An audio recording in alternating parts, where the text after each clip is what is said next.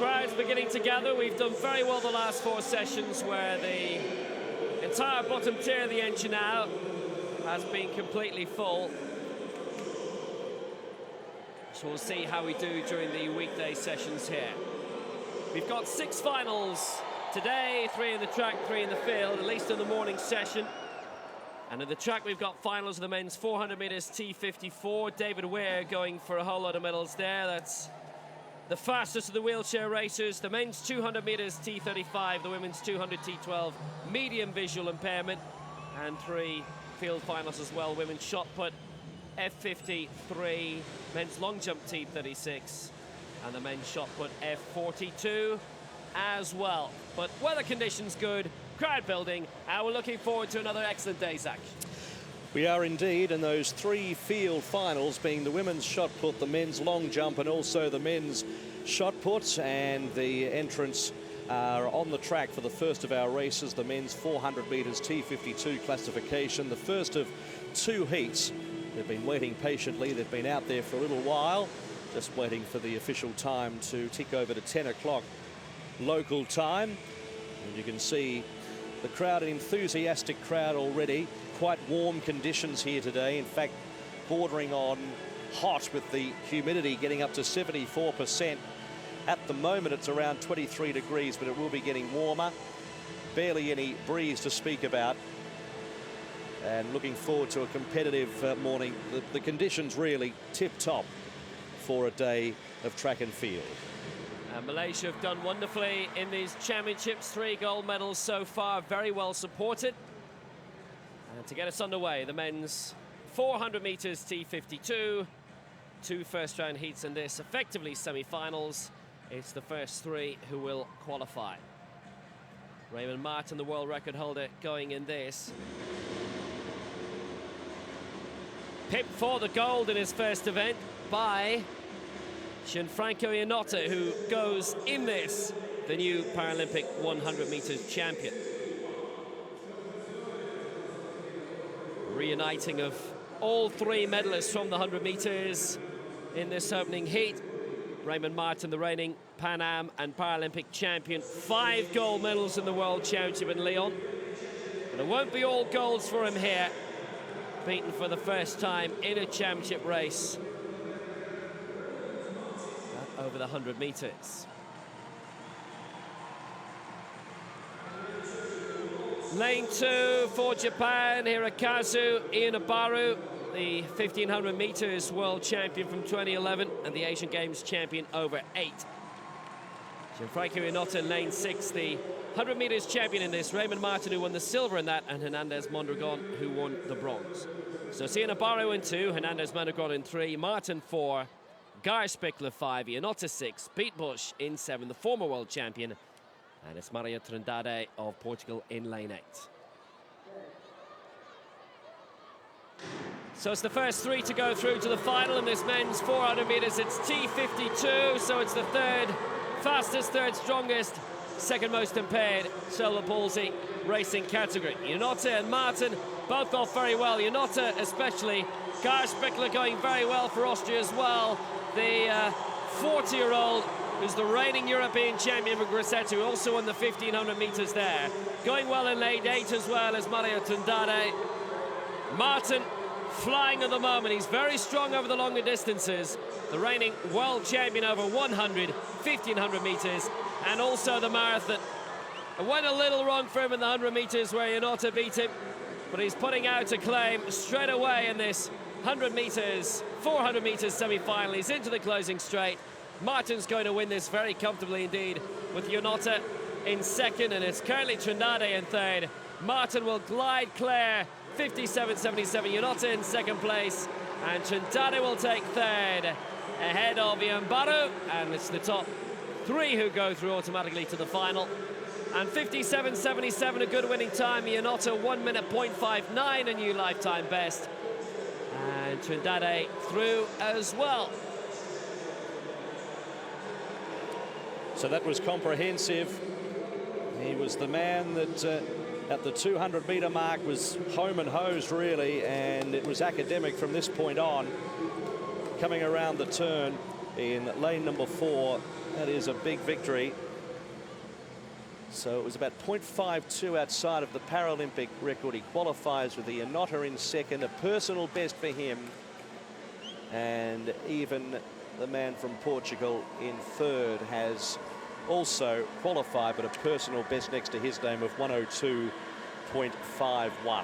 So an impressive way to start the day from the 22-year-old from the USA, Raymond Martin. They've had gold already in the track and field with the names like Tatiana McFadden. Also, Ian Notta with a gold medal already draped around his neck, David Brown as well. As we have a look at the head-on shot of the closing stages, and Martin, far too good for them. Yeah, he's real quality athlete, loads of world and Paralympic titles to his name, and he gets the victory here, 57.77. Untitled, a minute 0.59, and Marion Trindade also through 102.51. Ian Nabarro is placed as the fastest loser for now. Now we move on to the final. women's shot put, and this is the F53 category, and we have a field of 7 here. And going in as the athlete to beat is Deepa Malik from Indonesia. Second in the order to throw here. And this is the list. They all go here, the 7 entrants. World record throw is 5 meters 88. Will we see something like that today? I don't think so, judging by the personal and season's bests. As we see Malik on screen, expected to go very close here as the field is introduced. Rakaida from Greece, an event very close to their hearts, the field events for the Greece. There is Stechuk from the Ukraine, Nidham from Bahrain, looking nice and relaxed. Lejean from Canada, Pamela Lejean with a personal best that was thrown this year. As we move on, we'll be following that women's shot put throughout the morning session, but we move on to heat number 2 of the men's 400 meters. And this is for T52 classification, and we have a withdrawal with lane number 5 vacant here. The Australian Sam McIntosh doesn't go, the 27-year-old. So down to 7, which makes it a shade easier, especially for the next fastest 2 to advance to the final round after the first 3 in each heat.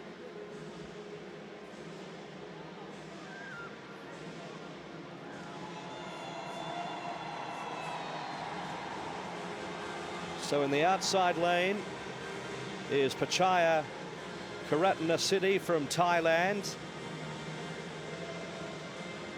who is about 1.3 outside his personal best this year, 28 years of age.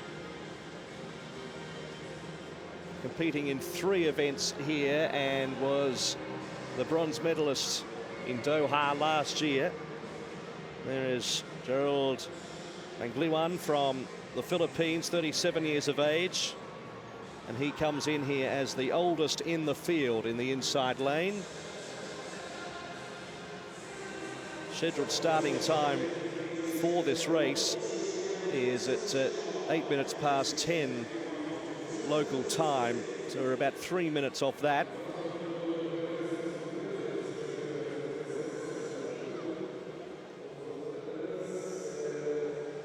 And there's a group of local school children that have been brought in here, and the Brazilian school children have loved every minute of it. They've made a real atmosphere around Olympic Park in particular, and that particular group that we've seen on screen have perched themselves in a very good position right at the top of the 100-meter straight.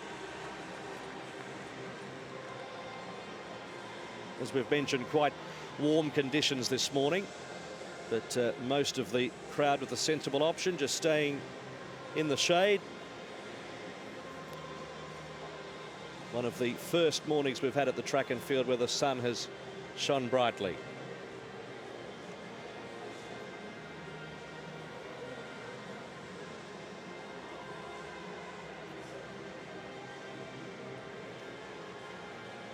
Picture of concentration. Stephen Toyoji from the USA, the 30-year-old, will be looking to scrounge into the first three here, judging by his personal best to date, and he is not in that form this season.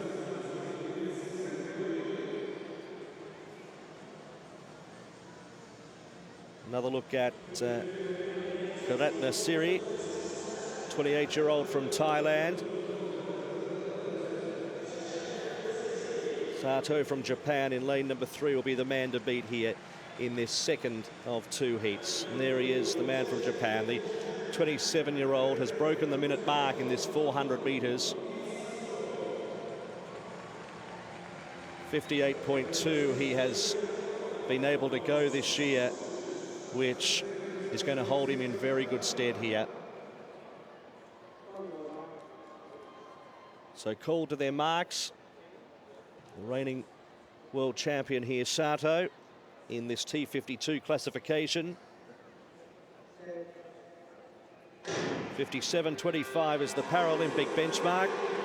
And away they go in the second of the heats. And from the outside lane, Karatna Siri got off to a pretty good start, but already getting into that stagger is Perez Suarez from Mexico with an outstanding start in lane number 6. All eyes as well on Sato in lane number 3. He has already got past Malingwan, Torres and Toyoji. So as we look at them head on at about 250 metres to go, currently leading the race is Perez Suarez from Mexico out clear. But look at Sato starting to eat into this lead, zooming past Karatna Siri and also Noda in lane number 7, coming around the home turn with about 125 metres to go, and the defending world champion has gone to the front into the straight. It is Sato well and truly clear and is going to easily qualify. Same can be said for Perez Suarez out in lane 6. Fight is on for third. Malingwan is going to have a real race here without wide. It is Karatna Siri who's going to put in the big bounce late, but a brilliant winner, Sato, in a time of 59.42, slower than the first heat, but a brilliant display mid-race and has made a statement already in this second heat. Yeah, solid from the world champion. Good time as well. Interesting style of Perez Suarez because he wheels one-handed. It's worth taking a look at that again, but Sato in the second section of this absolutely flying. And look at Perez Suarez there out of lane 6. Holds onto the wheelchair with one hand and wheels with the other, but it didn't affect him too much in second place. Didn't affect Sato either. A really wide margin of victory in the end, almost 3 seconds. Bit of a gap in the middle of the field with McIntosh not starting for Australia. Sato faster than the field. He was the only man going into this with a lifetime best and a season's best under a minute, and that was set this year of 58.20. He looks in very, very good form, having claimed that world title in Doha. And 59.42, very impressive, rounded down by 100th. And he's staking his claim for glory here, along with Raymond Martin. So 1.2 outside of his best, Sato, and that's a season's best for Perez Suarez as well. So that's going to be a real race, the final, with Martin and also Sato with brilliant bursts down the back section, and that'll be an excellent final to watch. But as we follow Tomoki Sato from Japan, the 27-year-old, into the final straight, he was home by this point, but making a good thing of it down the straight. Lovely smooth technique, consistent technique, and makes a statement here in heat 2.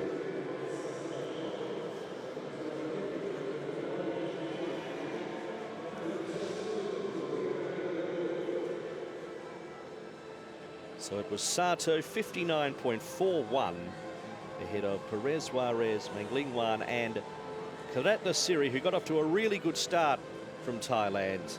Looks as though he will get through as well.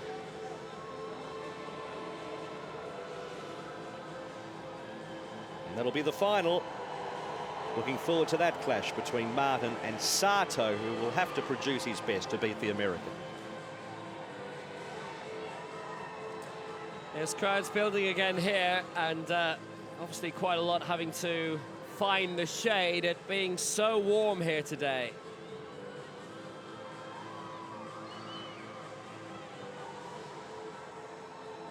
He was never going to get away with that because the little girl was looking up at the big screen. Those Brazilian fans have been out in great numbers, 167,000 at the Olympic Park a couple of days ago, which outstripped even what was seen during the Olympic Games. And we've had crowds of around 30,000 per session here across the weekend. It's a working day here now. But they've brought quite a few school classes here. During the Olympic Games, the 2-week national holidays had been moved to coincide with that. During the height of the winter. It is coming out of the winter here, heading into summer.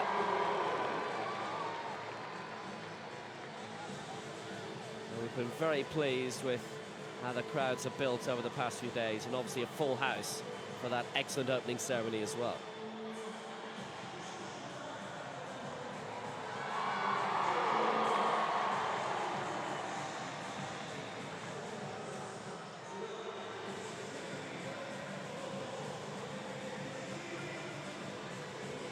As you can see, beautiful footprint of sunshine across the ocean now this morning. We've got 3 track finals on the way.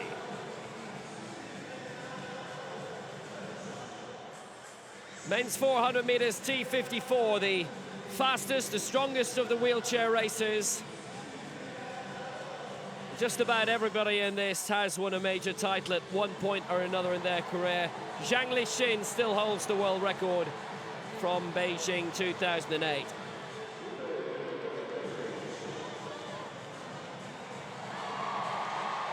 Well, the reigning European champion David Weir is in this, the reigning Asian Games and world champion Liu Yang, the 18 times major championship medalist Saishon Kongchen of Thailand.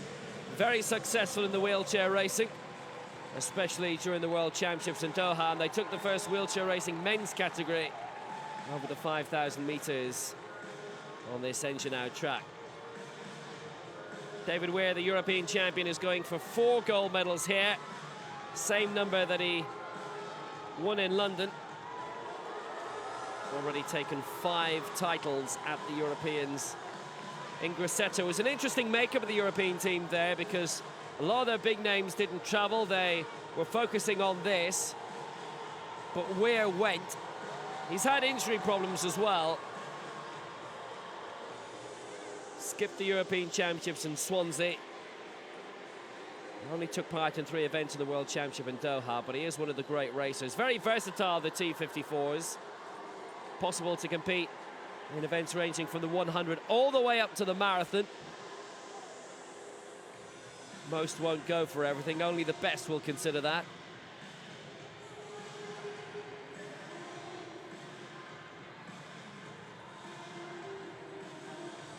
And Weir, having been a decent sprinter early in his career, has now begun to veer back towards the longest of the out-and-out sprints, this being the 400 meters, and there he is in the middle. But Kenny Van Wiegel as well, great legendary figure, 5 times major champion. And it's always one of the events, the 54s and the 53s especially, that really gets the excitement of the crowd up.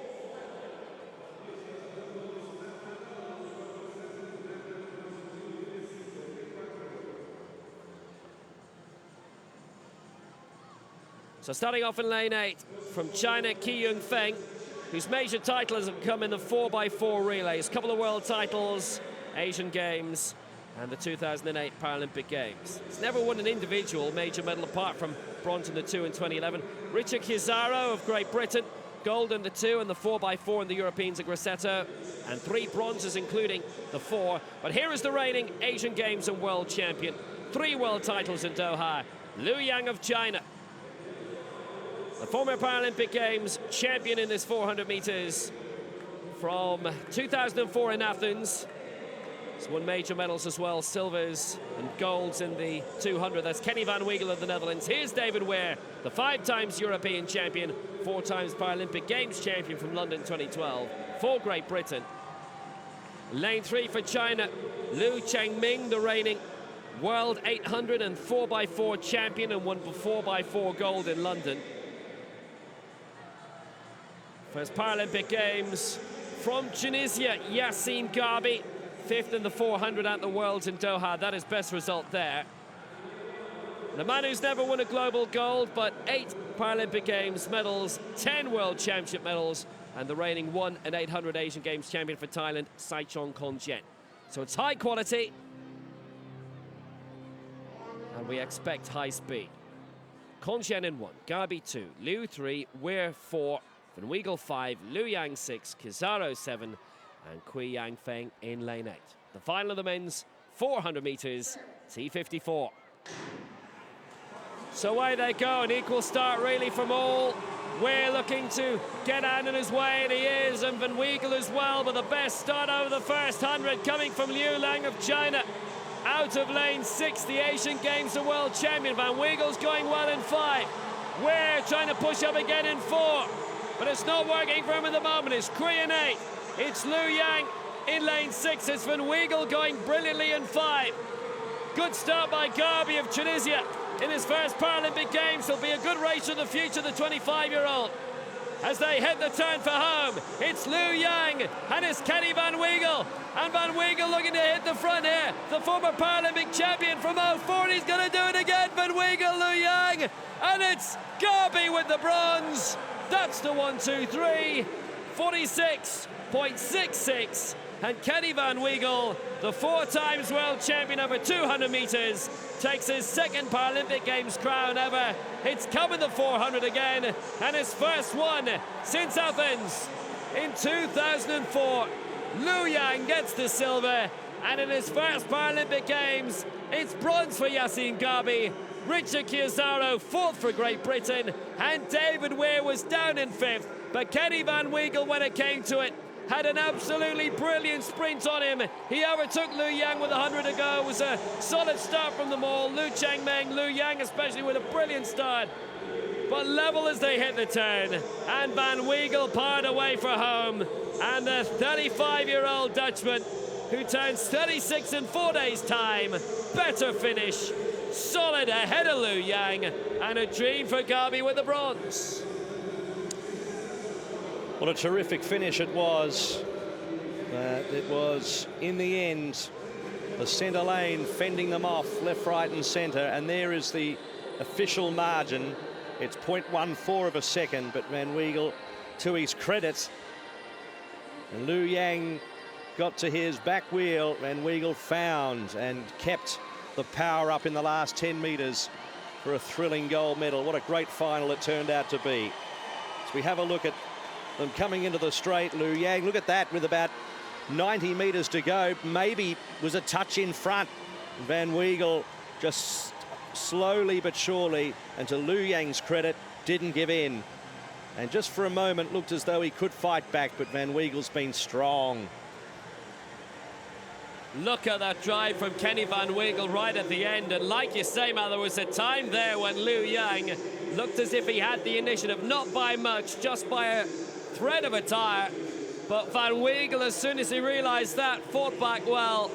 And this is a great result for the Dutchman and for Dutch parasport as he picks up his first Paralympic gold since 2004. Van Weigel, who had silver in the 4 in 2012, takes the honours gloriously here. It was a great head-to-head race between these two. I love the race of Liu Yang as well, because even though he was headed in the thrust of the line with 80 metres to go, he never gave up at any point and continued to fight, still with the gold medal in his mind, but Van Weigel just a little bit too strong. So it was gold Netherlands, silver China, bronze Tunisia.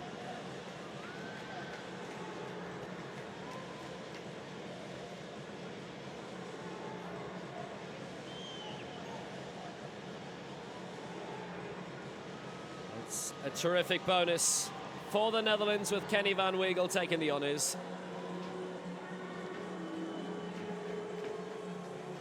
Well, we're about to move on to the women's 400 metres T37 classification. 2 heats here, and we have 2 heats of relatively small fields of 6. first 3 in each heat, and then the next 2 fastest advance to the final round. So a little bit of room for error for these women as we have a look at our triumphant man from Netherlands, Van Weigel. You can't take the smile off his face. It'll take weeks.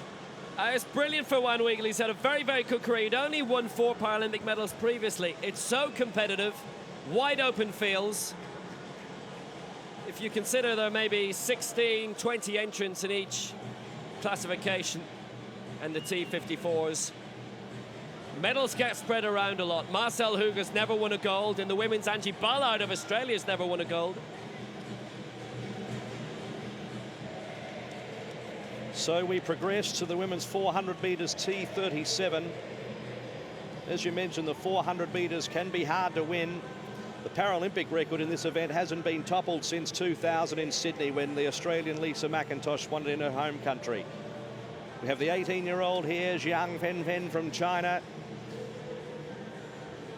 And the outer lanes being used here with the smallish field, so we're going from lanes 3 to 7.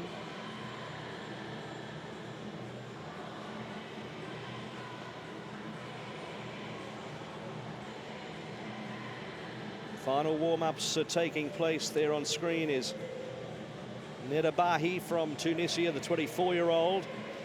That's Jiang on screen, with Georgina Hermitage, who already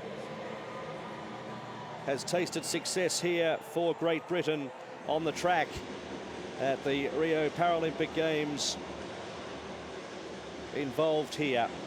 And Georgina is in lane number 6, and her time recorded this season has almost nudged the minute mark, and a time like that will almost, well, it would assure a gold medal, because it does sit as the world's best ever run. Here is Neda Bahi, 24 years of age, from Tunisia, competing in 4 disciplines here. And in this T37 category is the reigning Paralympic champion, Georgina Hermitage, world record holder of 1:0.63. In the centre lane, Isabel Forder from Germany. The 37-year-old is the oldest in this small field of 5. And the exuberance of youth in lane 4 with Jiang Fenfen. And rounding out the field on the inside lane, keeping in mind that's lane 3, Joanna Benson from Namibia, the 26-year-old.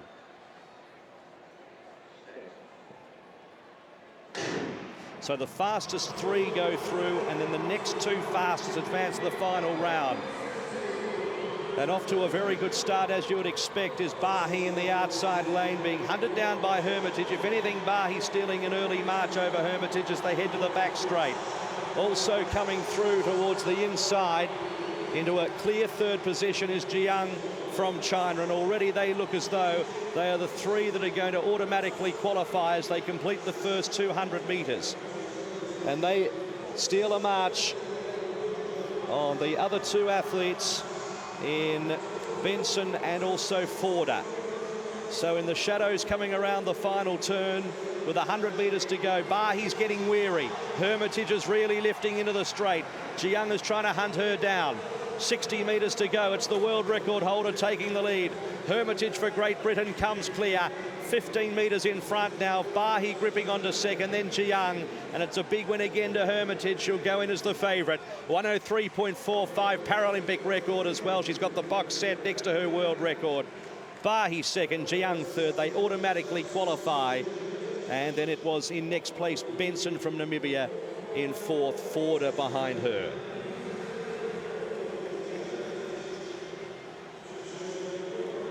Yeah, very, very impressive from Georgie Hermitage. Tears on the podium after she won the 100 metres Paralympic record here of 1:03.44. She was a TV viewer for London 2012. She stepped away from the sport, had a daughter, came back then, and she hasn't stopped. The reigning world champion in this from Doha. You can see why. The reigning European champion also. It was a very good start by Bahi, a brilliant start by Jiang, the very keen 16-year-old. But then as Hermitage found she had extra stamina, Neda Bahi had finished fourth in the 100 meters. Crossed the line comfortably in first place. They knew that they were through by that stage, so they didn't need to give it full belt. Benson through in fourth, and took a while for her to come through in fifth place. Had a little look around, and by that stage, Hermitage knew when she hit the front there was not going to be any trouble at all. Neda Bahi overtaken. But a Paralympic record wasn't really going 100%. You can see that she'd maybe been at about 80% throttle all the way through. Hermitage looks very good. She took a second and a half off that Paralympic record from Sydney 2000 of Lisa McIntosh. Job done.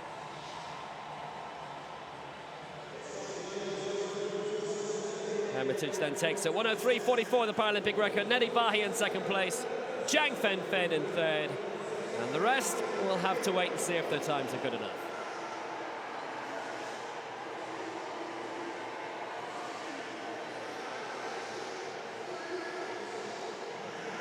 So whilst the track action is taking place, we're keeping a close eye on the women's shot put as well. So more updates throughout the session on that, and more shots of the Brazilian crowd encouraged to dance at the moment. Somewhat of their forte. I don't think they need encouragement, to be honest with you. I love the way they can just turn it on as well. It doesn't take them much, but plenty of colour here at the stadium. And on the far side, on the back straight side of the Olympic Stadium, that bottom tier is basically full, which is a terrific news. Yeah, we've been blessed with the crowds the past few days, Matt, really. Yeah, it's just the portions that are in the sun at the moment that are empty, which is fair enough because it is quite a hot morning.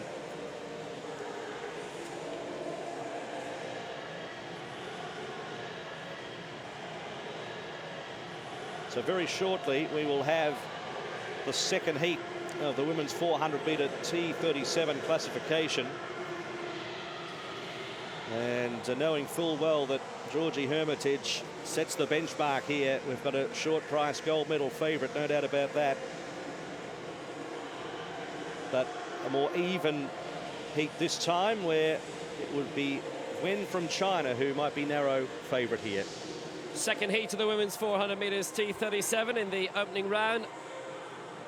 Wen of China with a very good fast time, lifetime best set this year, fastest of the field. It's her first major championship.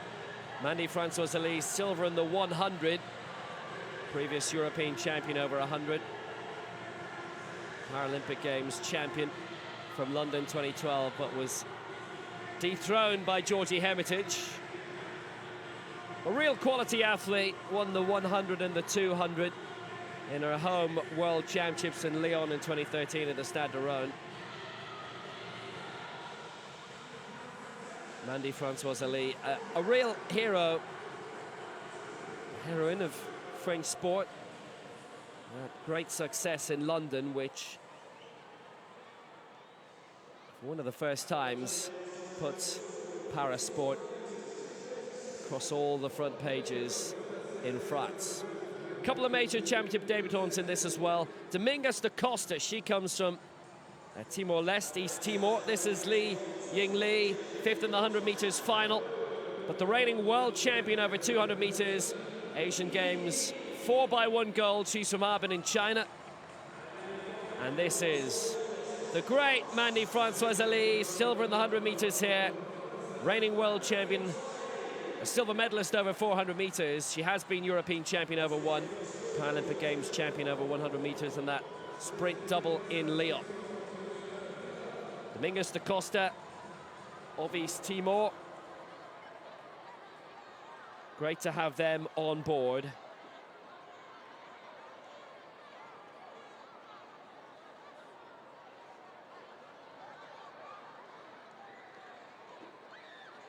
Hausberger of Germany, Francois-Lee of France, Wen of China, Kaus of South Africa, and Li Yingli of China. Again, the first three to go through.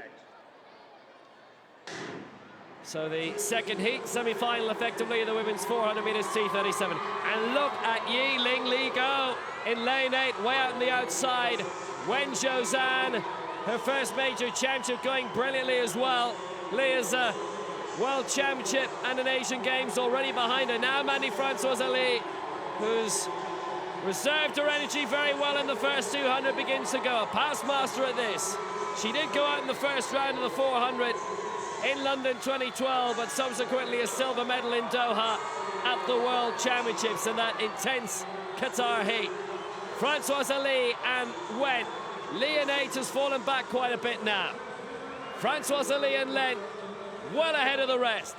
The Chinese Wen Zhozhan hitting the front in the closing straight. Li is still in there in third place, but now Wen puts the foot down a bit. Françoise Lee will go through as well. It's going to be a good time. 103.75, just outside that new Paralympic record. Second is Marie-Françoise Lee. Third is Lizelle Gauss of South Africa. Fourth is Li Yingli, as Hasberger comes through in fifth place. And here is Dominguez da Costa, her major championship debut. Very, very welcome to have East Timor here at the Paralympic Games. She crosses the line. That is a new Asian record for Wen Zhozhan, 103.73, and it was actually a lifetime best for Marie-Françoise Lee as well. I thought she might have had a bit in reserve. Maybe not. Gauss in third, and they're all through automatically. Well, Marie-Françoise Lee exhausted over the line. I thought she may have had Wen coming around the turn. This is the part of the race that she looks so strong. But Wen was the one that had a little bit left in reserve. Wen Zhaoyang, look at her come away here, as the Frenchwoman really tried to pick up the Chinese athlete, but too strong to the line. And the time was good with the Paralympic record not that far away. As they came in, it was China first, France second, and looking forward to an excellent final where it'll be Hermitage going in as the favourite, but Wen will give her some solid opposition. Now, she pounds very well, Wen Zhozhan, it must be said. She's taken a second off a lifetime best for that new Chinese and Asian record, the regional record of 103.73. Françoise Lee just noticeably tired, I think we can tell now in the final 30. May not have had a huge amount in reserve. It is very warm this morning too, and certainly will be a lot warmer down on that beating Rio sun on the Enginau track. Lifetime best for Françoise Lee. She took half a second off it, went through 103.73. Marie-Françoise Lee in second place, and Lizelle Gauss of South Africa in third, with Li Yingli also through as a fastest loser.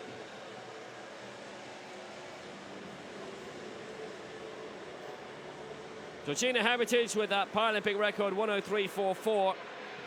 Wen Zhozhan was also inside that old Paralympic record, Elisa McIntosh, which stood for 16 years. Lee and Benson also through.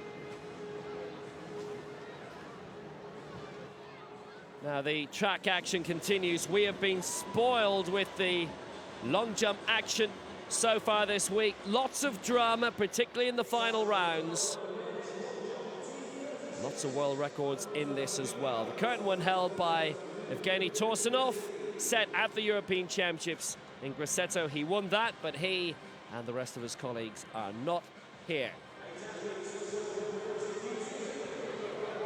It's a really good field in this. Poland have a very strong program in parasport, very good in the jumping. Roman Pavlik, though, in history, excellent long jumper. He's the reigning Paralympic champion in this, the 1 and the 4, which he previously won in Beijing. Pavlik, former world champion in the long jump in 2013 as well. There's a huge amount of international medals to his name. A big support for the Brazilian as well here. Rodrigo Pereira da Silva, fourth in the long jump in Doha. Australia, Braden Davidson. Be a good prospect here. Bronze in the long jump in Doha at the World Championships, was 7th in the 200 meters. Sobczak of Poland. Silver in the London 2012 long jump. Same result in Lyon at the World Championships. Now here is the 100 meters champion, Mohamed Bouzi of Malaysia. And they look after their Paralympic champions very well. He's the reigning Asian Games long jump champion as well. He didn't fare well in the long jump in Doha, Mohamed Bouzi, but he was such a popular winner in Doha and also here in the 100 meters.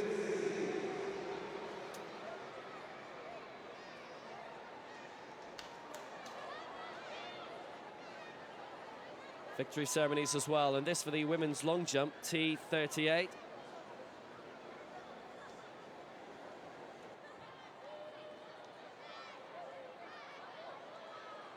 That from last night.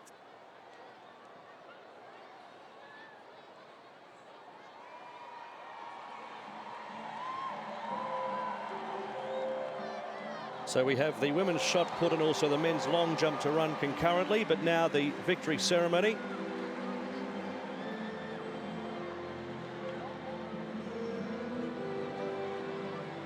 It's good competition. There wasn't much of a margin between these in the end. Poland picking up another medal here.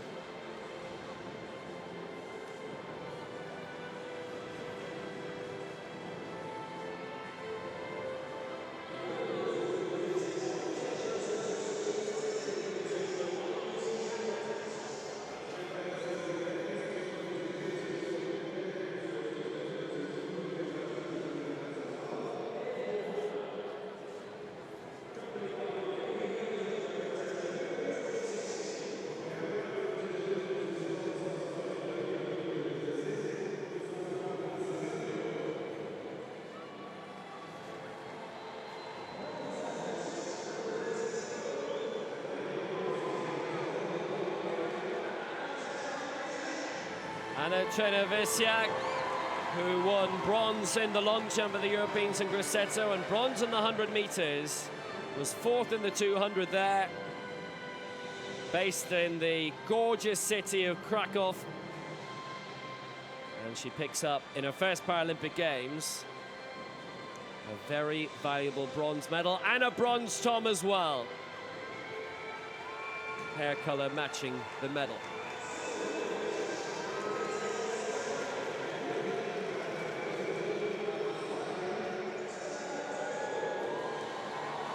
Taylor Doyle in the end in this, going out to 4 meters 62. Czerwisiak was 9 centimeters behind.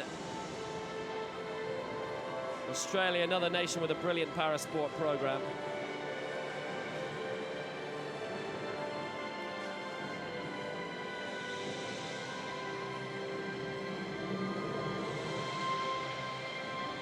Just couldn't get the final 15 centimeters or so to grab the gold. It's been a very good Games.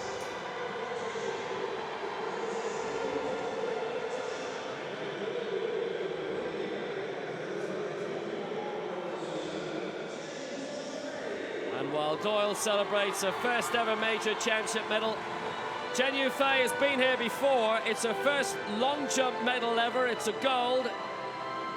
Previously, the 200 meters Paralympic champion at London 2012.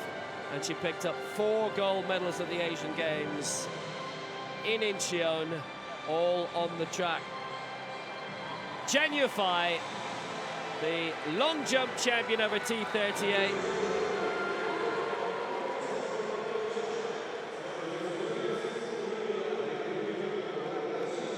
Paralympic champion for the 2nd time.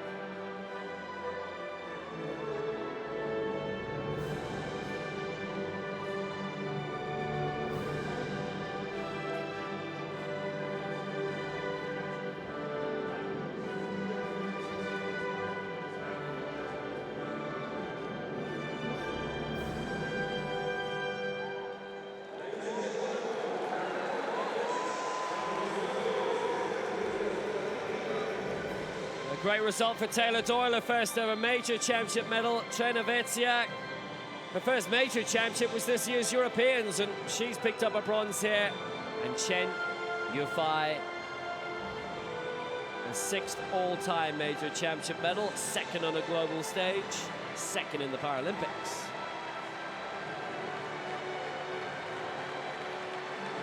So we turn our attention to the men's long jump and the Brazilian athletes, Rodrigo Pereira da Silva. And unfortunately, the red flag has come out.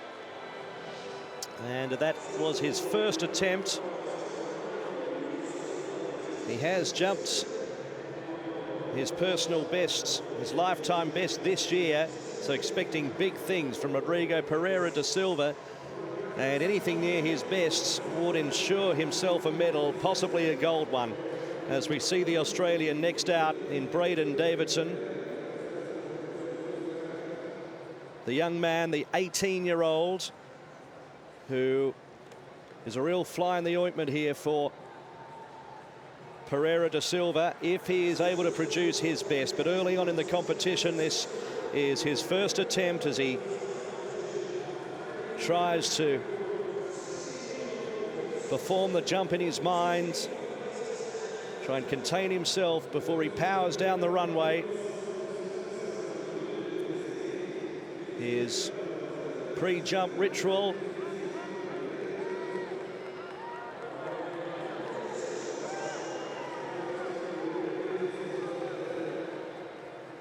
Here he goes, Braden Davidson of Australia.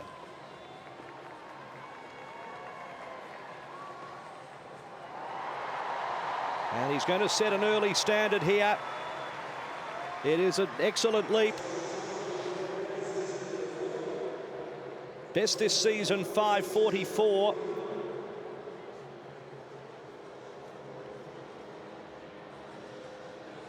They won the bronze medal at the World Championships in Doha and was 4th in the long jump in Lyon. Oh, he loves this, doesn't he? He loves this. 5:62, Paralympic record, and he's in front. What a way to start. What a way to start indeed. He has really set the standard for the field and puts enormous pressure on Pereira da Silva in particular. Well, William Steadman of New Zealand from Christchurch had set a Paralympic record with his first attempt of 5:35, but that's been overtaken now. Gee, the standard is going to be very high in this men's long jump competition for T36. As we see Poland next out, Mariusz Sobczak. Sobczak. First attempt, under 5 meters. I believe it's legal. 34-year-old.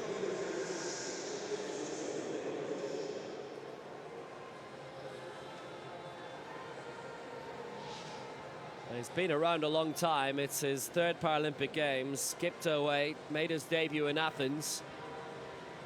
A bit of sprinting, but very successful in the long jump. Silver in London, and that's 5th for the moment, 4:78, but he's got longer within him. And here's our 100 meters champion, and such a popular champion too, in Mohamed Pouzi.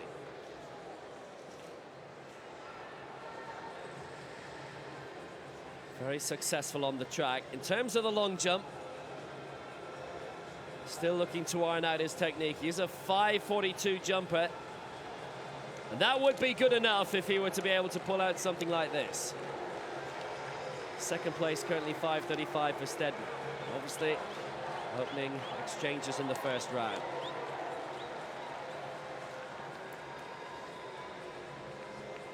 We believe the Malaysian government giving a yearly pension to everybody who can pick up a gold medal at these Paralympic Games. He already has one. Looks to have hit the board fine. He gets the white flag, fair jump, and it looks like he might be in contention straight away. Sobczak's leap was similar. This might be just a shade better. Under the 5-meter mark. Sobczak's was 4:78. This might be a shade better than the 4:80 mark, but we'll see in a moment. No, in fact, even better. 5:17. 5:17, so that puts him in fourth at the moment. As we now concentrate on the track, this is the men's 200-metre T35 Final. And we see the man who broke the Paralympic record in qualifying involved here.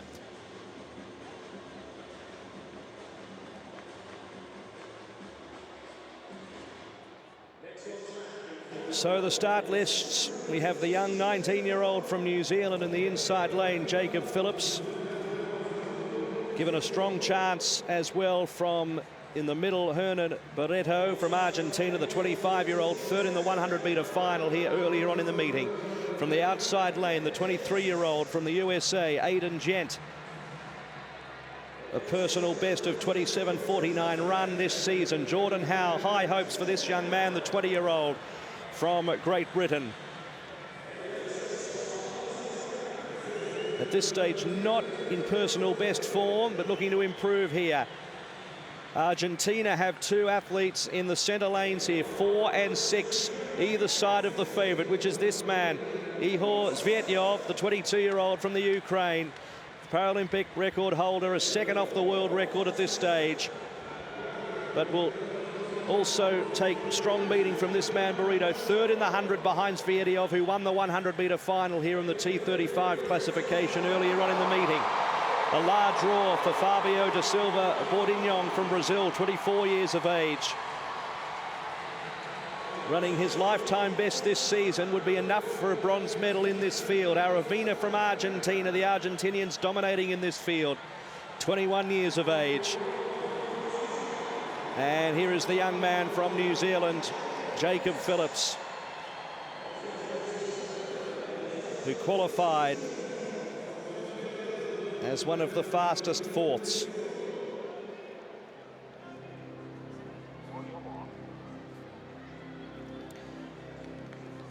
So it's the men's 200 T35 final.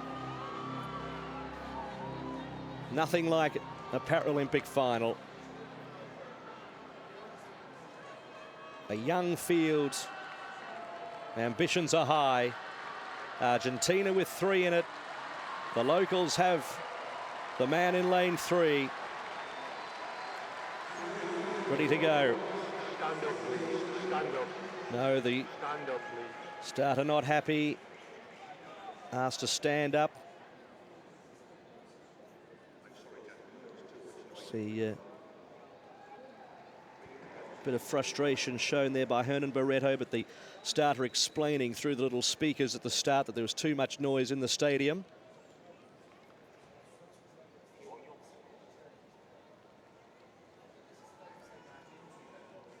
So now they set again.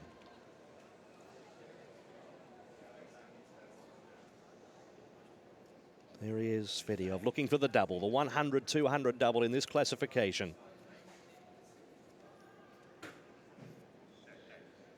Ready this time. And away, Aravina from 2 away fairly. Zvetyov got a very fast start. So too Howe from Great Britain, giving himself every possible chance here. Barreto's coming through as well. Da Silva Bordignon from Brazil's giving himself every chance and is challenging around the turn. Zvetyov comes round the corner, looks for the double, has it won, leads by 5 metres. Da Silva Borignon's running a mighty race, but Zvetyov is far too good and runs a time of 25:12, a Paralympic record. Da Silva Borignon second, Barreto in the bronze medal position. But he's done it. He's done the 100-200 double in the T35 classification. Ihor Zvetyov, quite a relaxed customer, the 22-year-old. He's done the business, drapes the flag around him, and in the process notches up another standard of 25:11 and had it won on the turn. What a class athlete. Ukraine have a great talent spotting program. They have people in all corners discovering great new athletes, and Zvetyov is no exception. That world record in winning the gold in the 100. And he's done the same too. And this fast track strikes again. Da Silva Bordignon picking up another medal. He's also picked up an America's record, 26:01 in second place. Brilliant start it was from the Ukrainian there out of lane 5. Barreto, he brought with him Da Silva getting a Huge amount of attention from the crowd. Barreto had gone well also at that stage for Argentina. Jordan Howard fall started in the 100 heats and missed out. Couldn't quite push himself up into the medals, but look at Sviatov go there. I'm not sure if he had a world record in his mind this time, but the gold will do. Fine double for De Silva Bourignon in second place. And Barreto the third, and Howe just spread out in the end. But Sviatov, great, glorious result again for Ukraine. Good sheer running. T35, it's the most restricted of the cerebral palsy categories. There's such a good smooth rhythm from these men, and actually Howe just falling just before the line. So we mentioned the three Argentinians in the field, one of them with the season's best in Barreto for the bronze, and another personal best as well for Nicolas Saravina, the 21-year-old, in finishing in 6th position. Aidan Gent being probably, if anything, pushed along by Jordan Howe. The two athletes in the outside lanes having a race of their own in the early stages, and Gent clocking a time of 27:45, which was a tick inside his season's best, which he had already run here in Rio. So it was Ivo Sviatov doing the double with a good result for Brazil, with a silver medal for Fabio da Silva Bourignon, and Herman Barreto from Argentina in third.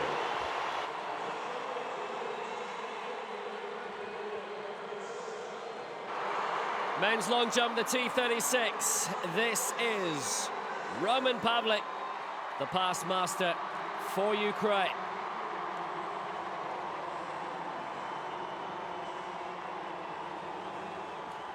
Well, they've got a big gold medal on the track.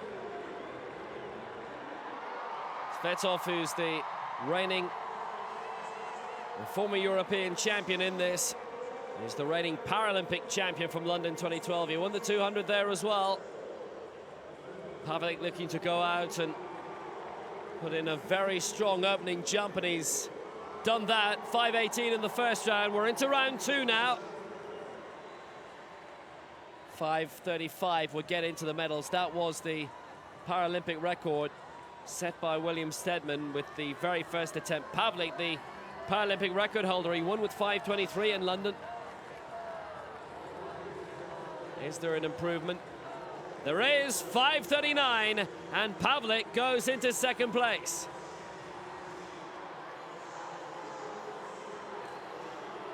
For Brazil, Rodrigo Pereira da Silva, bronze in the 100 meters. Turned 20 3 days ago. The opening day of athletics here in Rio at the Engine now.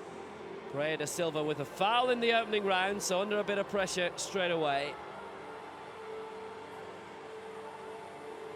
That's far side, the east stand of the Engine now, absolutely crammed, and largely, obviously, Brazilian support. Will he be energized by it? Looks to have hit the board well. He's got out a good distance here. I think the crowd love that. He may have got himself into medal contention. No worries about the board at all. He hit it perfectly. Don't think he gave any distance away at all. It was an immediate white flag. Well, keep in mind, Davidson's jump at his first attempt was 5:62. That could be equal, if not better. Oh, it's equal. It is equal. And that's an equal Paralympic record as well for Rodrigo Pereira da Silva, alongside Braden Davidson. The women's 200 meters T12 final, and one of the great champions in this.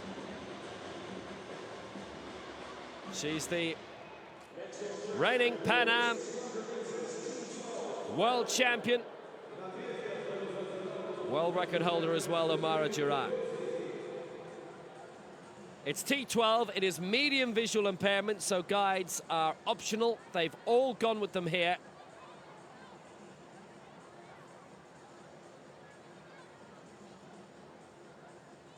The three medalists from the 100 meters final are all in this.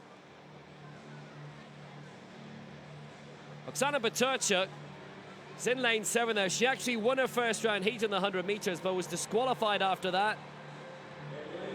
And she is the former European and world champion did the sprint hat-trick in 2014 in Swansea. Ukraine were not in Grosseto at the Europeans, and neither were the Netherlands. So she found herself automatically dethroned. Silver in the 400 in London, bronze in the 1.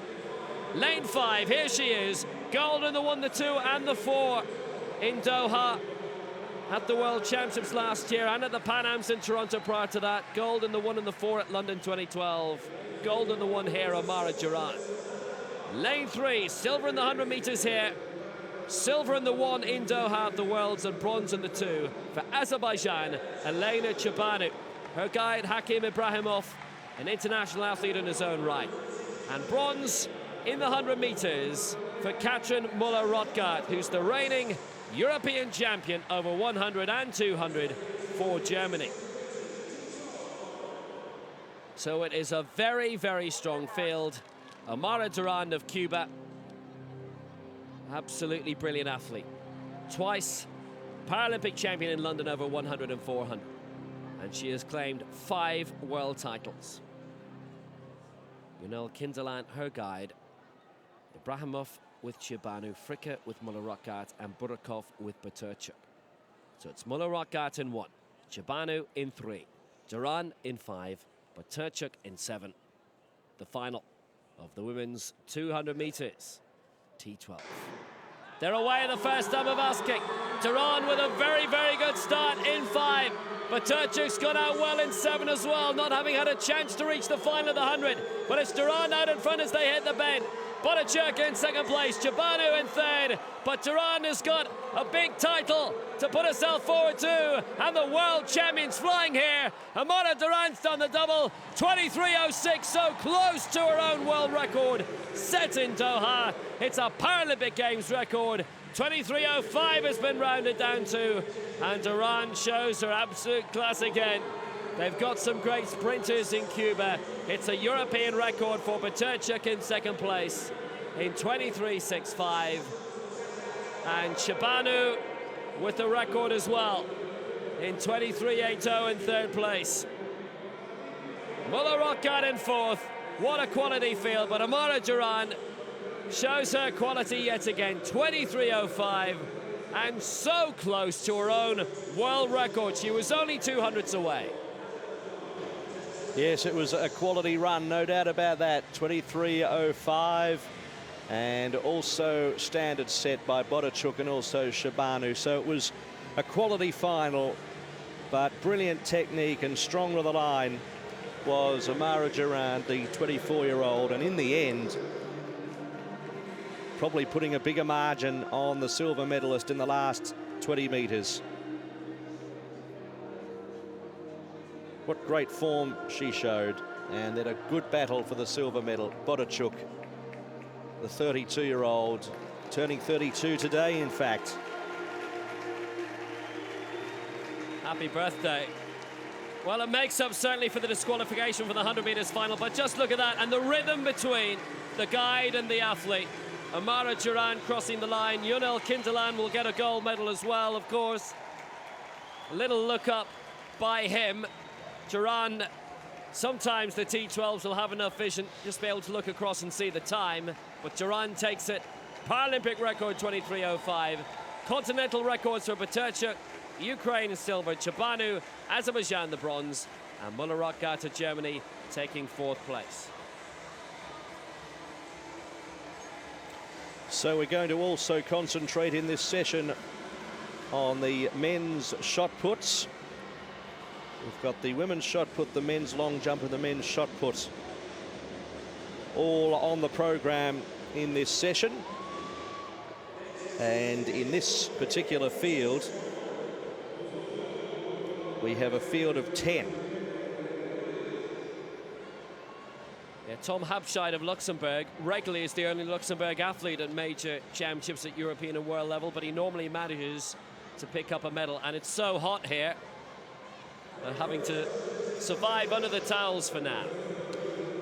This man, Tomic from Croatia, can throw around the 13-meter mark. He hasn't been in that form of late. Sajid Mahabadian.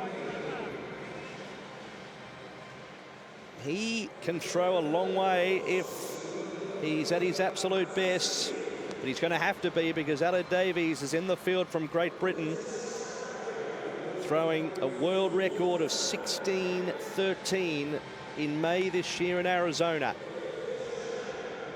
He's come from China, looking pretty relaxed about proceedings, giving the thumbs up to the camera. Tina Meyer from Germany. Tina Meyer recently turning 44 years of age. Here's Tom Habscheid from Luxembourg. And then a cheer for Mauro Evarista de Souza, who later on in October will be turning the ripe age of, well, I've got to do my maths here, Will. He'll be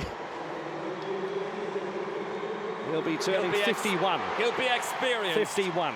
Aled Davies giving us all a great stare down the camera, the reigning European and world champion in the shot and the discus. On the double, he's won the last 2 world titles in that. Commonwealth Games silver in the discus, and he's the reigning Paralympic champion in discus. Won bronze in the shot in London.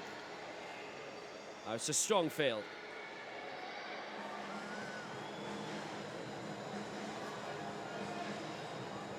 So they're enjoying it, the crowd here at the Olympic Stadium.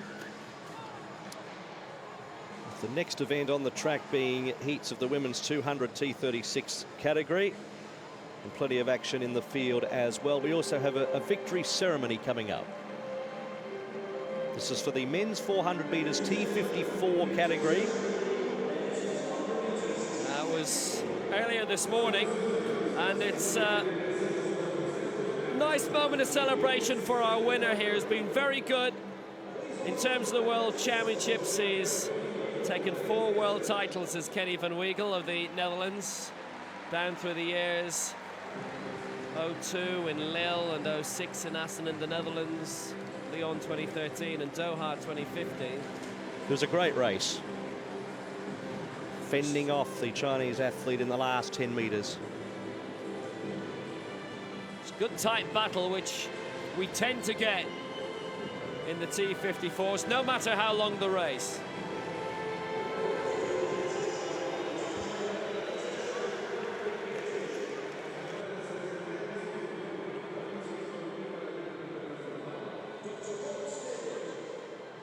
Bob Stedwood, IPC lifetime member, and Gustavo Nascimento, Rio 2016 director, our presentation party.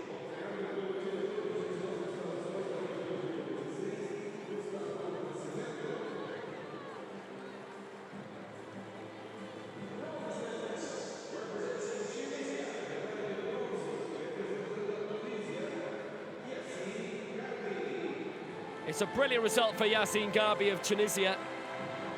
His first major championships had been in Doha at the Worlds. His best result was 5th in this 400 meters, but how well he's upgraded that in his first Paralympic Games. A bronze medal for Tunisia.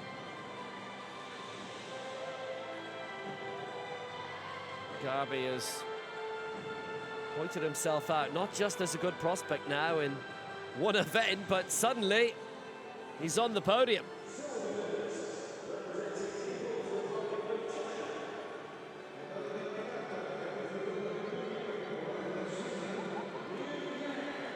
Interesting thing about Liu Yang, he was the only man in this final who had also competed in the 5,000 meters. He went out in the semis of that. He was the reigning world champion over the 400 meters and the Asian Games champion as well. He won silver in the 100 meters in London, gold in the 4x4, and the man from Guangzhou has another Paralympic Games individual silver here, and the silver top to go with. Can't buy those in the shops.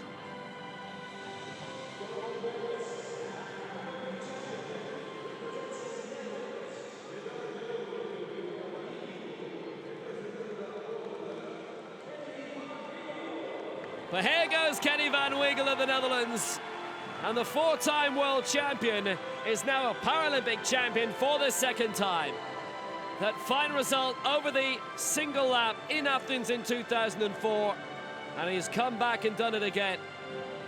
He's always been in the hunt for medals. It was silver in the 400 at London 2012, and now he's gone one better. That great familiar feeling again.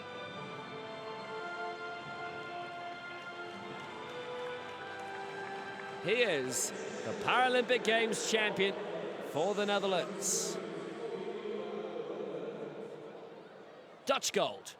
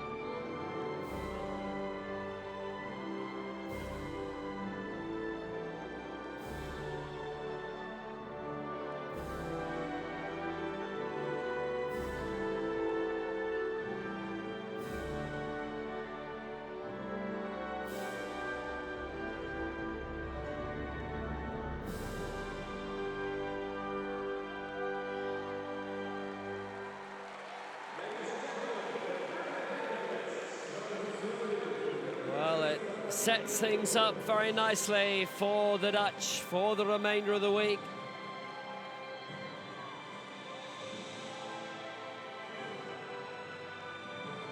We'll see Malu van Rijn out in her quest for gold. Kenny van Weigel already has his.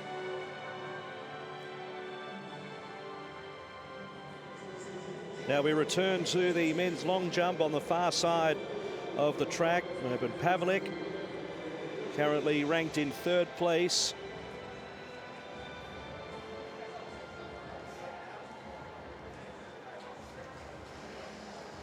His first attempt, 5 meters 18.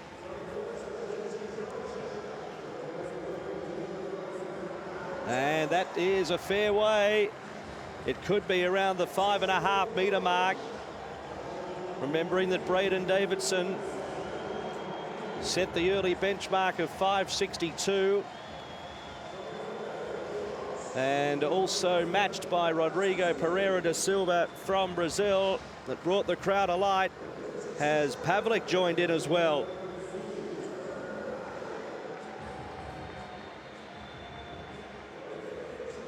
First attempt 5.18, second attempt 5.39, and this time 5.51. 3rd ranking for Pavlik. And here is the young Brazilian, Rodrigo Pereira da Silva. 5.62, second attempt. What can he do in his 3rd attempt? Can he nudge past Davidson?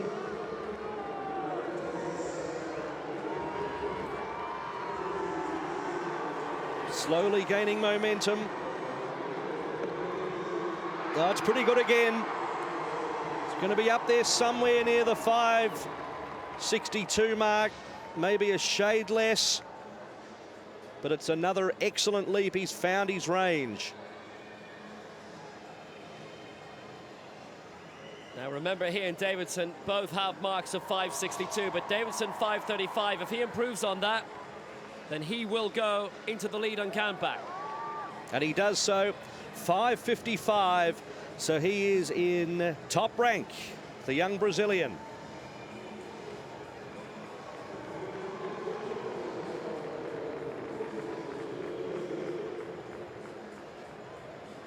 So the 3rd attempt for the Australian.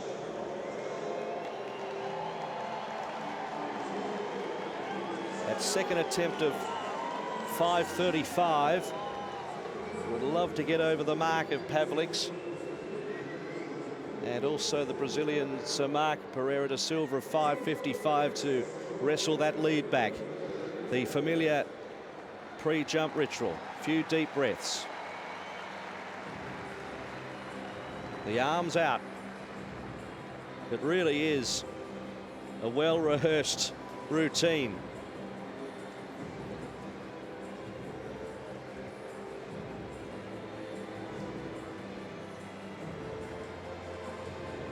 The 18-year-old about to propel himself down the runway. He's jumped the equal first so far. It's not bad, but I don't think it's going to be as big as the Brazilians. I think he's going to hold second position.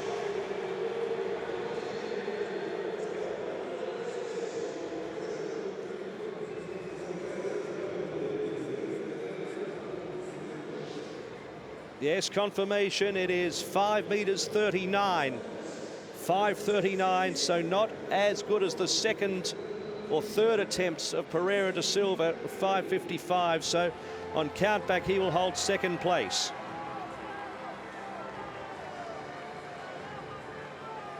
Already, Davidson and Rodrigo Pereira da Silva with Paralympic records next to their name. We move on now to the women's 200 meters T36. 2 heats here. First 3 go through along with the next 2 fastest to advance to the final. The outside 6 lanes being utilized here. Lisa Searley, who was the gold medalist in the women's triathlon in her category on day 4 of the Rio 2016 Paralympic Games, goes in lane 8 here. Sandra Fonseca Solis from Mexico. We zero in on from Argentina, Nina Andrea Martinez, who goes in as the favorite, expected to take this heat. Season's best and personal best of 29.86. Nikolajczyk from Germany in lane number 4, and Colombia with an athlete in lane 3, Daniela Rodriguez Angulo, the 21-year-old. So called to their marks.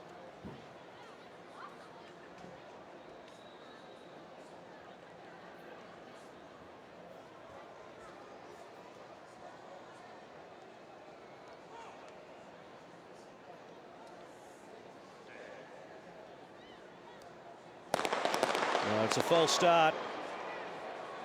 I've got a feeling it may have been Fonseca Solis who took off before acceptances. The Mexican. Yes, just nudging forward there.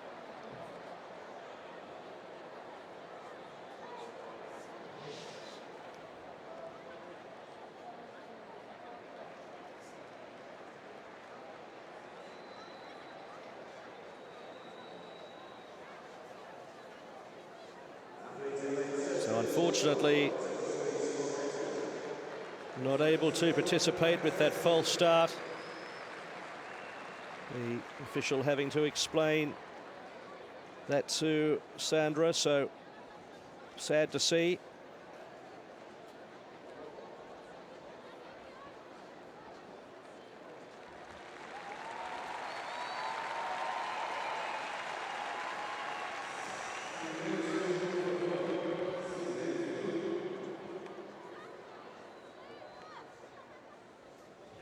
So called to their marks once again. So lane 7 now vacant. Searley got off to a pretty good start in lane number 8. But look at the pace from Martinez, already getting into that stagger, coming around the turn. Now towards the inside, starting to pick up some ground. Let's take a light check from Germany, having to fend off Rodriguez Angulo on the inside. But as they come halfway down the straight, Martinez looks up at the line. She needs it badly. Coming at her is Nikolajczyk, but that's a strong performance late from Martinez. She wins from Nikolajczyk. Third narrowly is Rodriguez Angulo, and really Searley, that endurance just starting to come into play late, and looks to advance to the final round. She'll be in the clubhouse and will have to sit and wait. But it's Nina Andrea Martinez, a time there of 30.8. She can run a second quicker. So she may have left a little bit in the locker. Galajczyk goes through. Rodriguez Angulo also through with a personal best, and Sealy has run a personal best as well with her time in fourth of 32.54. And the same can be said about Yam Kwok Fan from Hong Kong. Her time of 34.73 was a personal best. So some good results for most of the athletes there in that first heat of the women's 200 meters T36. Yeah, Martinez has had a really great championship for Argentina from Rosario, having won that 100 meters.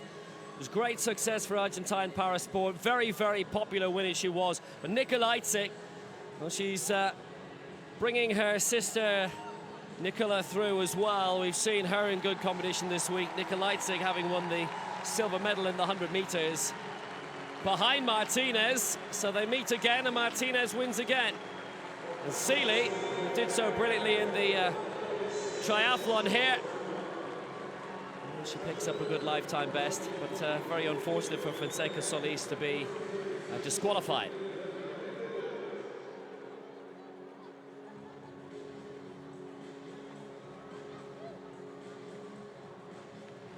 Martinez taking it at 30.80, Nikolajczyk second, 31.18, and Rodriguez third for Colombia. As we go back to the long jump, and it really is hotting up now and tightening up. It's very close indeed, with the lead only decided by count back at the moment.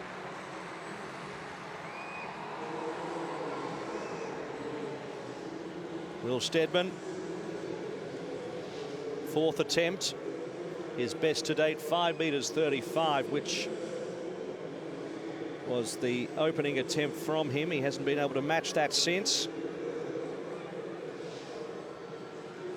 This is the men's long jump for the T36 classification. Getting some advice from the coach over the fence. It was 5 meters 31, 5 meters 31, so that's a little bit more like it. At the moment ranked in 5th place. Already won a gold, New Zealand, in the long jump through Anna Grimaldi brilliantly. Roman Pavlik, well, needs to push it on a little bit here. 5:51 is best so far, 11 centimeters behind Pereira da Silva and Davidson. And we are deep in round 4. He's inside the medals by 15 centimeters. Mahmoud Pousi doing brilliantly with 5:36. So Pavlik looking to push it on. He's been here before. He's the reigning champion. I'm not sure if that's much of an improvement, though. It's a white flag. Didn't actually use a huge amount of the board.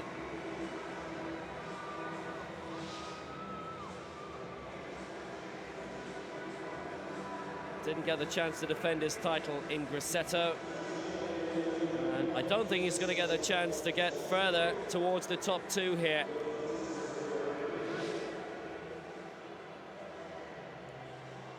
Pavlik's body language says that all in its own right.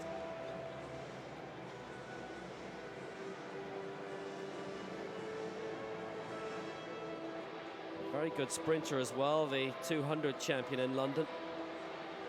Didn't pick up a gold in Doha. Actually, that's not bad, that's 5:41.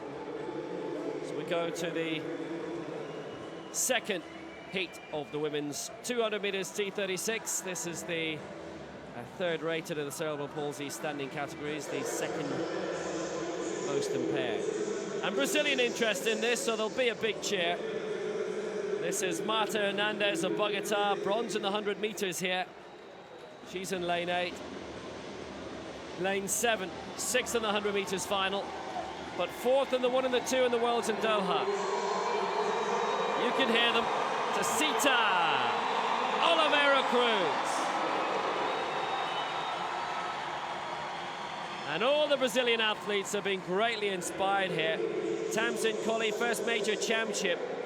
She has only turned 14 years old last Saturday, 2 days ago. Junmin Jai is the Asian Games champion over 1 and 2. And the former world champion in this from 2013. Shi Yiting on her outside in lane 4 for China. Major championship debut, as is the case for Sirin Bessiari of Tunisia. And obviously, Tamsin Colley She actually was 9 years old when the opening ceremony in London 2012 took place. So happy birthday, Tamsin. Junmin Jai in 3, Shi Yiting in 4, Besaidi 5, Collie 6, Oliveira Cruz 7, Hernandez Florian in lane 8. Top 3 to go through to the final. And the next 2, and Hernandez is a little distracted. There was a little bit of buzz from the crowd.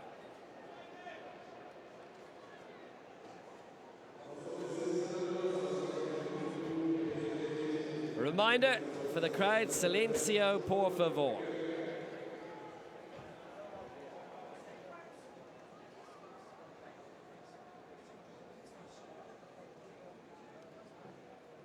So Jun, Shi, Besaidi, Collie, Oliveira Cruz, and Hernandez Florian.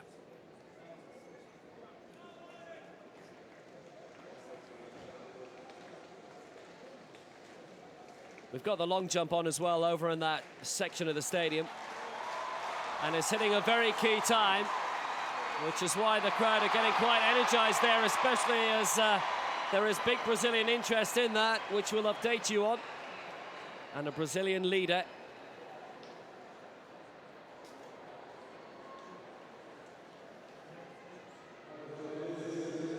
That is continuing, and this eventually will start. Jun, Shi, Besaidi, Collie, Oliveira Cruz, Hernandez Florian. Well, away we go now. Good start by Oliveira Cruz, and why not? Besaidi struggling a little bit. Collie looking to move up for Australia. So much support for the Brazilian here. Remember, she finished just outside the medals in the 2 sprint distances. Besaidi now absolutely flying for Tunisia. Oliveira Cruz just behind. Looks as if it's going to be a very good time for her as well. It's Shi for China. It's 30.87. It's Shun in second place. A little bit of stubble for the Australian, but she takes it. 30.87. Jun up there as well for Korea. Season's best for Jun in 31.25. Going through with the Chinese Shi. And Oliveira's made it in third place, 31.39, after a very, very good start. But it is Shi Yiting who takes it. So explosive from the blocks, and if anything, getting a little bit tired late, but strong enough. And in the early stages, Collie was passed by Shi and also Oliveira Cruz out wide, but Oliveira Cruz really held her consistency out wide, and that helped her propel into automatic qualification. But you can see she was a long way in front, and if anything, just losing a little bit of form late. She was getting tired, and a really strong finish towards the inside by Jeongmin Jae from Korea. And unfortunately, Collie just having a tumble with about 25 meters to go. But it was a strong win by Shi Yiting from China, Jeongmin Jae from Korea in second place. Oliveira Cruz from Brazil in third. So plenty of Brazilian interest in the Olympic Stadium at the moment on the track and in the long jump. And as a result, it's the season's best as well for Jeongmin Jae from Korea, the 39-year-old who finished that heat off so well and automatically qualifies. It is a little bit unusual to see a Chinese athlete mainly in white. Normally, obviously, it's the full traditional red. But whatever the color, it was a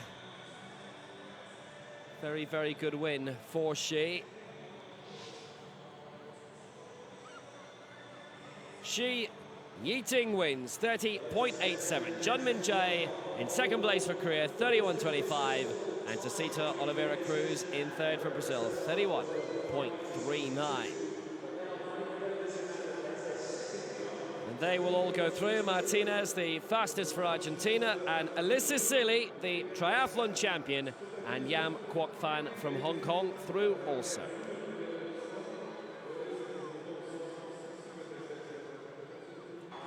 Well, it's getting more and more exciting in this men's long jump. We're heading towards the end. This is Braden Davidson. And remember, 5.62 for him and Rodrigo Pereira da Silva. Da Silva with a 5.55 has him in the lead on count back, his second best jump. Davidson's is 5.39. for the man from Adelaide who was fourth in the long jump in Lyon in the World Championships 3 years ago. And he's got out a very good distance there. You'll see us beyond that old Paralympic record marker, Pavlik, of the 5:23. Flew well out, hit the board well.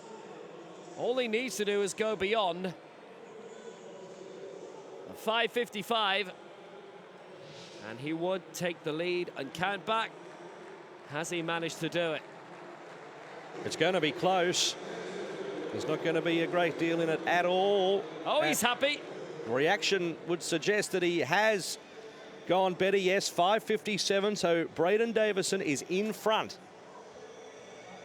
Davidson in the lead, so Pereira da Silva basically needs to beat that.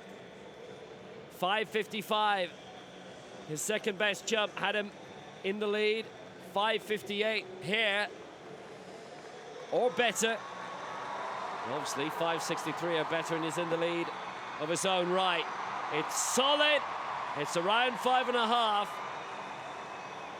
And you can tell from his own reaction that he feels it's not good enough for him to take top spot again. But he's getting all the support here. Hit the board well. Solid stride from the man who won that 100 meters bronze.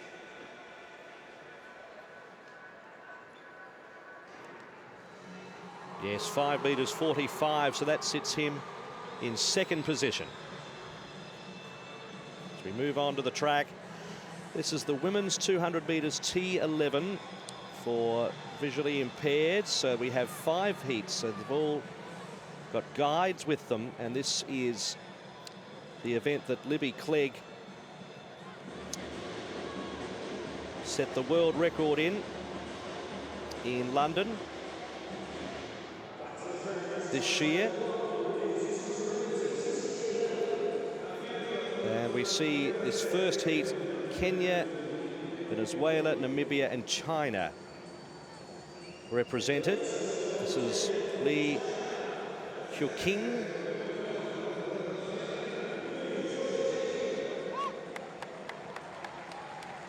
And appreciating the support from the crowd. As we zero in now on Lajar Ishatile from Namibia.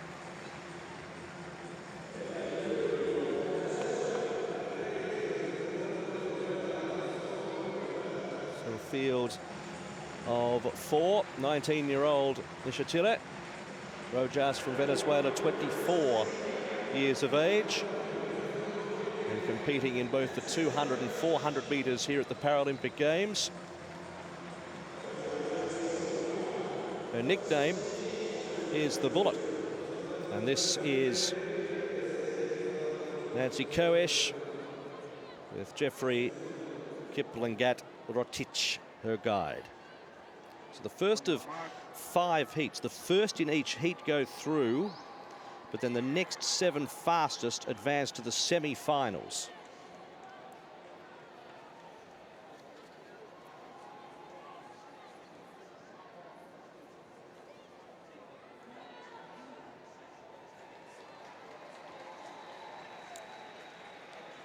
Ready to go. Just getting organised in lane number 7.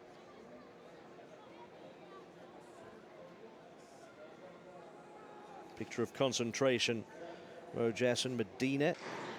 And away they go over at the 200 meters and getting off to a really good start. Liu King out wide, but it looks as though Rojas is going very well as well in lane number 3. And now starting to lift in the middle is Ishatile. This is going to be a very good race. Halfway up the straight, it is Liu from China who's now starting to power away. This is impressive, the last 50. Liu wins it. From in second place, Ishatile, Rojas third, and then Koech in 4th place, 25.18 the time. But just when it looked like it was going to be Ishatile coming through with a bit of a flurry, it was powerful at the end for Liu King and her guide, Zhu Dongling. Well, you saw how the guides brought them up to around the 198-meter mark and then released the athletes through. As you'll have seen a few times this week, There've been disqualifications when the guide have crossed the line first. Really impressive running from Lu Kuking. She picked up the bronze medal in the 100 meters. She's the reigning Asia Games and world champion, and alongside Zhu Donglin. Well, the pace was good, and they kept this going throughout very, very impressively. Yes, just having to really stop suddenly, didn't he, Zhu Donglin, because he knew that Liu had to cross the line first as we come through. Look at that rhythm, look at the power. Look at the legs in unison, absolutely perfect, clinical running. And just watch here, Liu having to go past you in the latter stages. And that can be a little bit jarring for runners when they do that, but he looked pretty comfortable. So in the end, it was China first over the line, Namibia second, Venezuela third in the first of 5 heats. So automatically going through to the semi-finals. Liu and Ishatili and Rojas, etc. will have to just sit and wait. Yeah, it's the first from each heat, and then the next 7 who progress to the semi-finals. So Liu wins that in 25.17. Ishatile second, 25.61, and Rojas third, 25.81. Shot put action continuing, and this is Mama Hadiyat.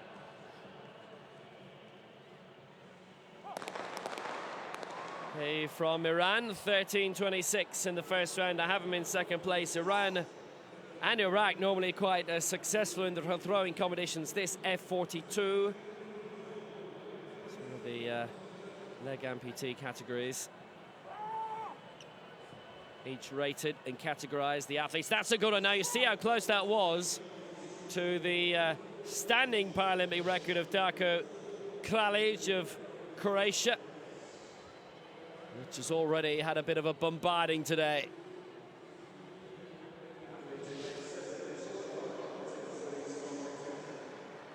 A 14.31, he stays in second place. Season's best for him. And this is the man that they all have to beat. Aled Davis with the Paralympic record in the opening round of 14.85. That's a brilliant throw. It might be a longer Paralympic record. I think it might just be for the Welshman. Shy of that world record line. He holds that from Tempe, Arizona this year. Back in May, 16 meters 13 that was. This will be beyond 15, surely. Oh, 15.31. He extends his new Paralympic record.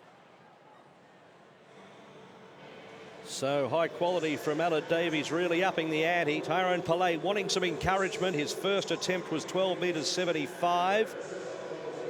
Looking to match that if he can. The man from South Africa, the 35-year-old.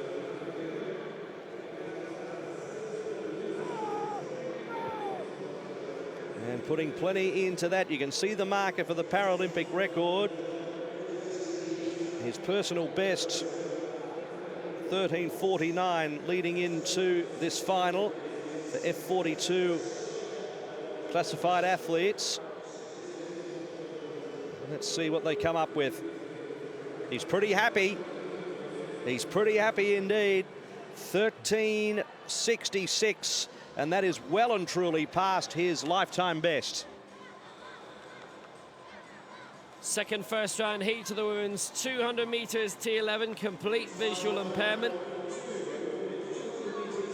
We've got a number of major championship debutants here in Diasso and Luna Rodriguez, and somebody with a lot of experience, and she's very local from Rio. Bronze in the 100 meters in London 2012, again in Lyon in 2013, and again in Doha. It's Julia Santos and her guide, Justino Santos. Lane 5, fourth in the 200, disqualified in the 100 in Doha at the Worlds. That's Slovena Onyegbule of Nigeria with her guide, Chidoze Kalu. For Colombia, Sonia Luna Rodriguez, who went out in the first round of the 100 meters, as did in lane 1, Fatimata Brigitte Diasso of Cote d'Ivoire. This is Sonia Surly, Luna Rodriguez, and her guide is Wilmar Cabrera. Fatimata Diasso is the former Cote d'Ivoire triple jump champion on the IAAF circuit, the able-bodied circuit, if you like. Her guide is Nguessan Gohore B. Or B Gohore.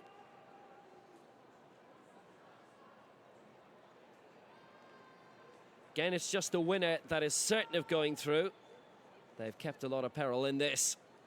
Santos and Santos for Brazil will get a huge amount of local support.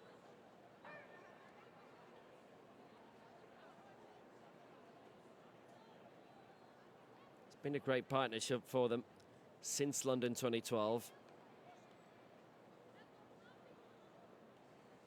I'm guessing Gohore B, a competitor in the Paralympic Games in his own right. Diasso in 1, Luna Rodriguez 3, Onyebule 5, Santos in 7.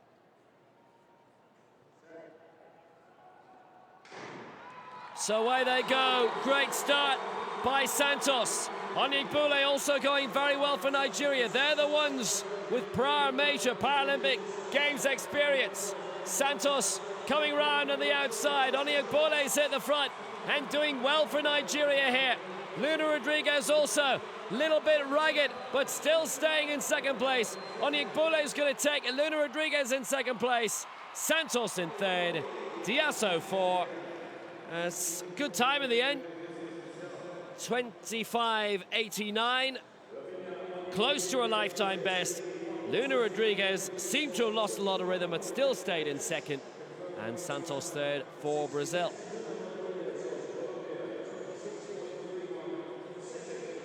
Yes, a keen heat, but it was, in the end, Onyebule, that time of 25.88 is a season's best. Ahead of Luna Rodriguez, a personal best, and Santos in third, 26.59. Having a look at the athlete in lane number 3 here, Sonia Luna Rodriguez, you can see just nudging into her guide and just with an erratic sort of rhythm. If anything, running in a diagonal fashion, but effective enough. Just narrowly over out wider on the track, Santos. But this was a strong performance by Onyebule. She will go through automatically to the semi-finals. Then it's the 7 fastest, so no quarter given here. It's going to be pretty tight amongst the 5 heats for places in the semi-finals. We'll keep our eye on that. I just noticed Diasso came through in 4th place. Might have been eliminated as being disqualified.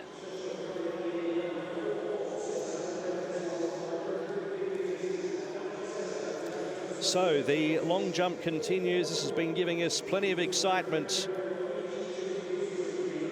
with a real battle going on between Australia and also Brazil. So far, we've been through 5 attempts. This is Will Steadman, his final attempt, his best so far, 5:35, which was his first leap of the session, and unfortunately a red flag.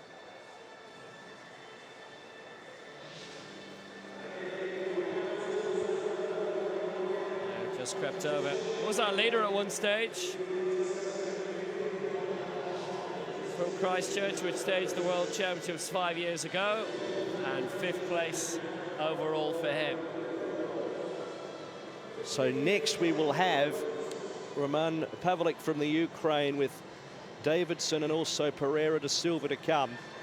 So this is Pavlik, who is in bronze medal position at the moment, but his 5th attempt of 5 meters 61 was also really throwing down the challenge. So this is a terrific competition between the top three, and Pavlik, can he pull one out of the box to put extra pressure on Davidson and Pereira da Silva and go into gold medal calculations? The 32-year-old from the Ukraine. He's jumped the best he's ever jumped moments ago, 5.61. Powers down the runway. It's not going to be, but what a performance and what a thrill he's given us. But that's going to be a bronze medal for the Ukraine. Well, I don't think he could have put much more into it in this title defense. 5.61. He went way out beyond his personal best by 7 centimeters. He will miss out by 1 centimeter. That's 5.19. So it's bronze for Pavlik, and it's between Pereira da Silva and Davidson for the gold. It's Australia against Brazil, and Davidson is the man who's currently in the gold medal position. Yes, it's crucial, isn't it, that he holds the lead on countback. So he has the gold medal in his sights. He's got the Paralympic record next to his name. He's about to jump for his life.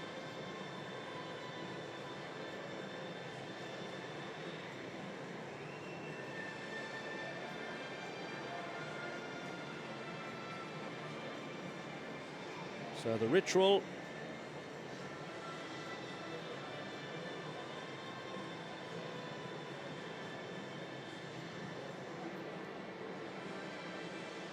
his first attempt 5.62, then 5.57 at the fourth attempt has just nudged him in front of Rodrigo Pereira da Silva.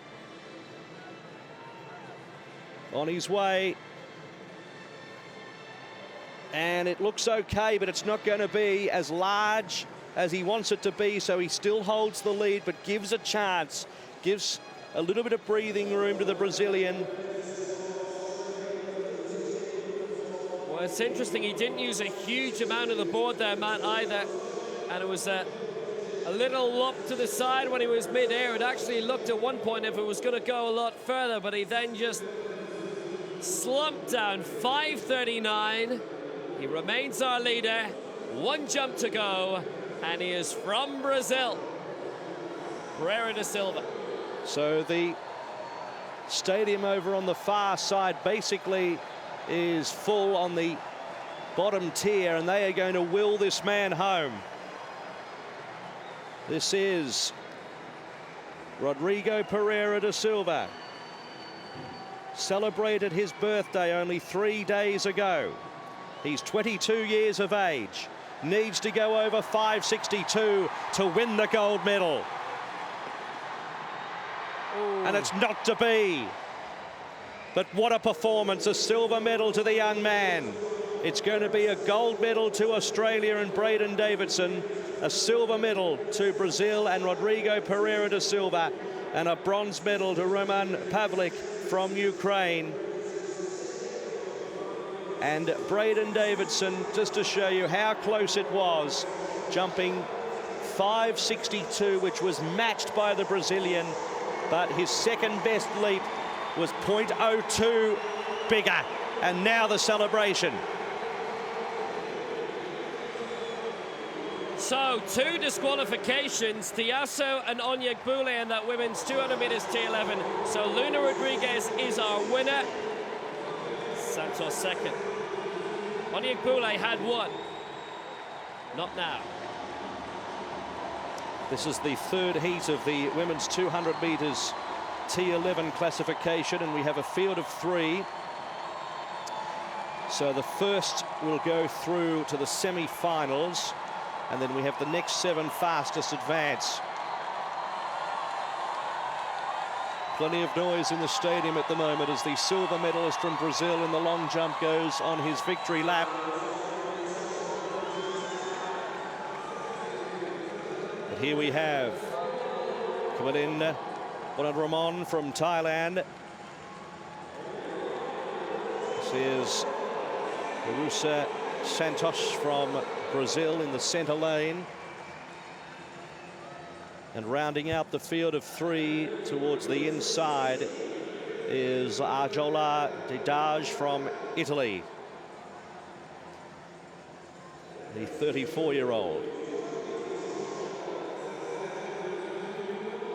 So the benchmark world record time is 24:44, held by Libby Clegg-Run this year.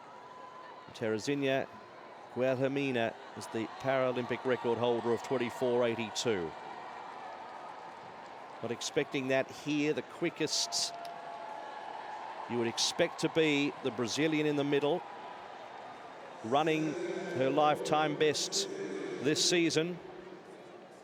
Silence is required in the stadium from the venue announcer, and they're ready.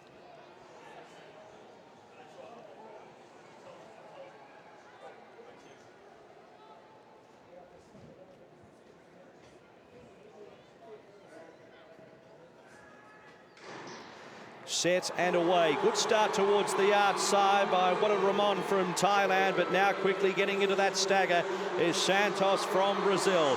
Comes around the turn, tries to keep her form into the straight now with 80 metres to go. She's raced away about 8 metres in front now. Ramon from Thailand, followed by Dazage, but getting a little bit weary late, the Brazilian, but they're going to cheer loudly as she dives over the line to win it. Ramon got close in the end, the time 26.6. Brave effort from the Thai athlete who never gave up, and really it was only a matter of moments that she was going to capture the Brazilian. But importantly for Santos, she automatically qualifies by winning that heat, the third heat, going into the semi-finals. So good results for the two Santoses in this competition. Julia with a second place, and now Chirusa wins hers. Often kept company with Teresina Guilhermina, certainly in the finals in London, and she was fine all the way through. But what a really impressive run, actually, by that Thai athlete, Kewalit Wanaruman, with a guy at Panya Makamujai on the outside. Dead-eye out of it at that stage for Italy, but a very good campaigner, may still get through. But Chirusa Santos, that was very good. And we keep repeating just how energized all of the Brazilian athletes seem to be here. They're all running, boxing well above their weight, if you like. Santos getting a good win here, and our guy Guilherme Soares de Santana keeping up stride for stride. Wanaruman should go through with that time. That'll obviously all be assessed. It'll be the next 7 fastest losers to go through. The Italians might not make it. That actually was a lifetime best for Ariola Derai, but Santos comfortably through. 26.60 the winning time for Chirusa Santos, and Wanaruman 26.73 will have to wait.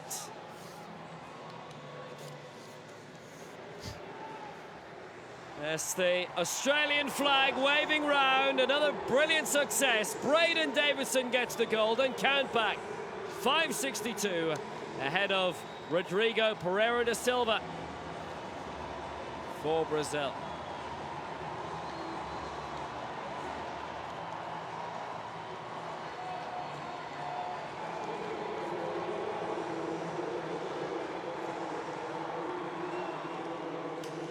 He is absolutely delighted. What a thrilling result. Braden Davidson 5.62 and of Rodrigo Pereira da Silva. Roman Pavlik in third, and then it was Muhammad Putsi from Malaysia in fourth place. Will Steadman from New Zealand in fifth.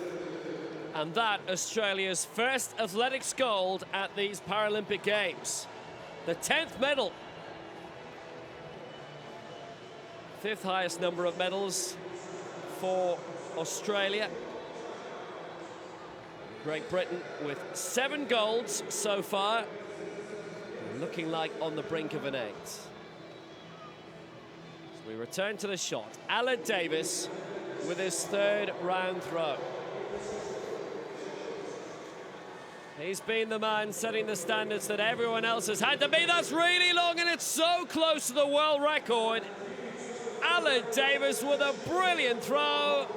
It'll extend his lead to a huge margin.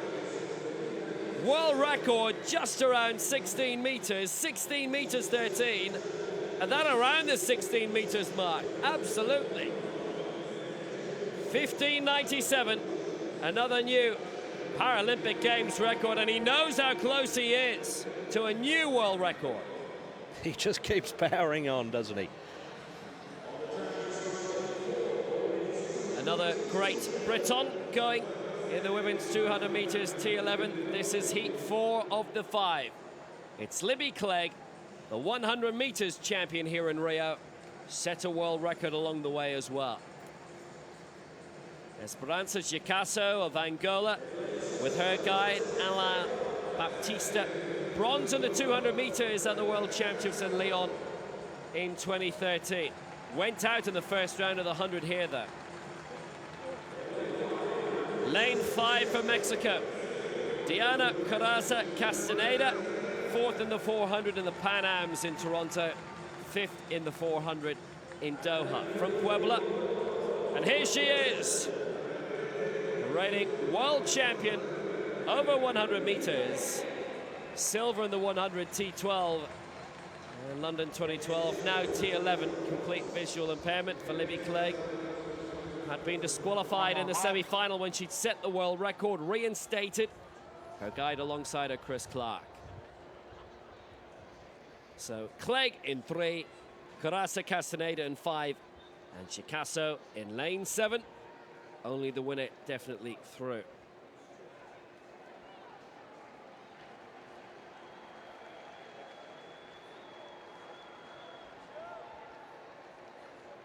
Clegg reclassified from T12 to T11.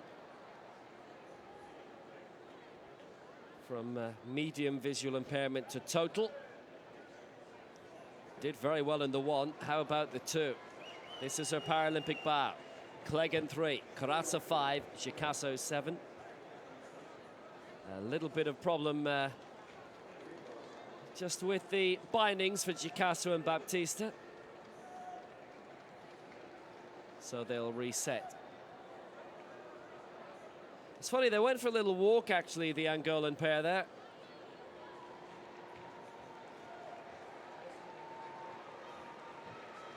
And the other athletes can only be informed by their guides just what's happened.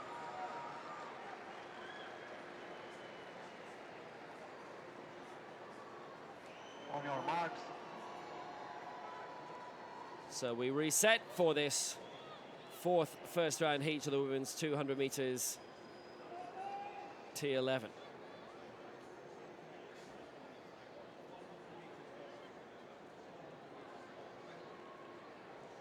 Well, Libby Clegg, the reigning Commonwealth Games 100 meters champion also. 2013 silvers in the 1 and 2. So Clegg in 3. Coraza in 5 and Gicasso in 7. Well, away they go. Only the winner to go through. Libby Clegg, for me, has got off to an excellent start. Gicasso not bad, actually, on the outside in lane 7, trying to get a good rhythm going with Alain Baptista, her guide. But Libby Clegg has got that with Chris Clark. So smooth. Gicasso pushing on the outside, but Clegg looking comfortable and fast alongside Chris Clark. It's going to be a good time.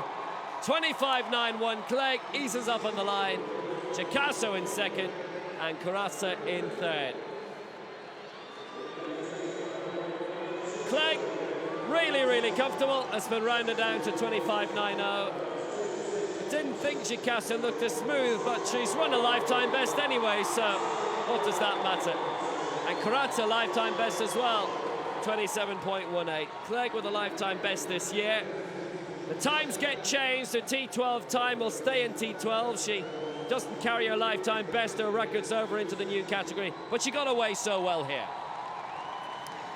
Lovely respect between Libby Clegg and also Chris Clark, her guide, and just for a moment looked as though that Gicasso were going to give them a race, Gicasso and Baptista, but it was coming away, Clegg and Clark. She can run a 1.5 seconds quicker at her absolute optimum, but it was impressive to automatically qualify for the semi-finals, and there's the last thrust to get every little split second out of her run, Esperanza Jacasso from Angola. But 25.90, the rounded off time for Libby Clegg from Great Britain.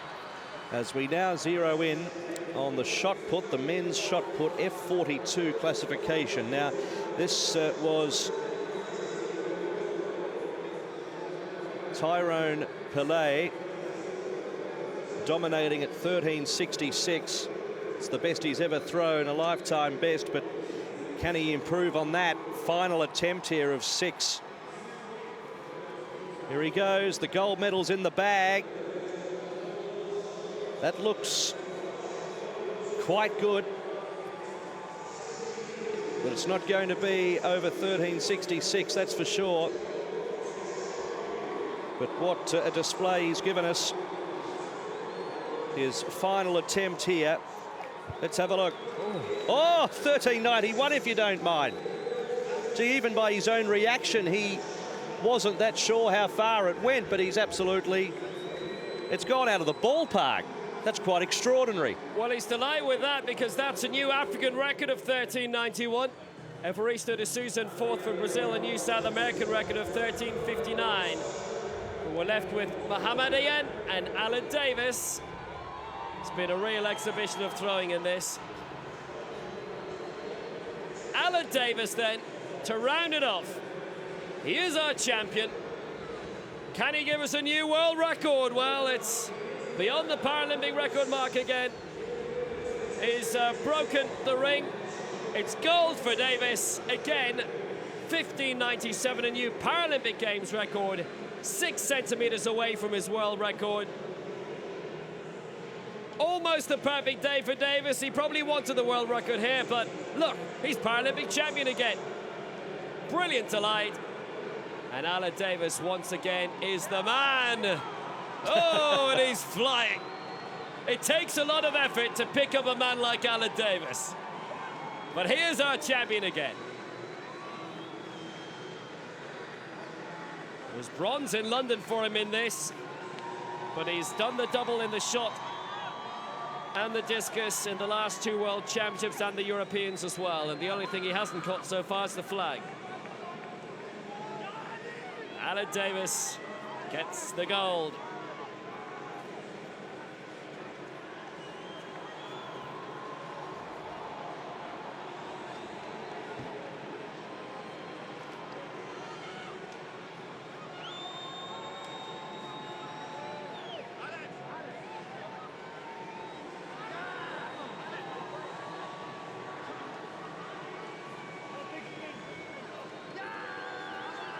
Fabulous throw, great champion Alan Davis. It's an 8th gold for Great Britain. Libby Clegg gets the win on the track. Women's 200 T11, 25.90. Jacasso in second place now knows with a race to go that she has qualified.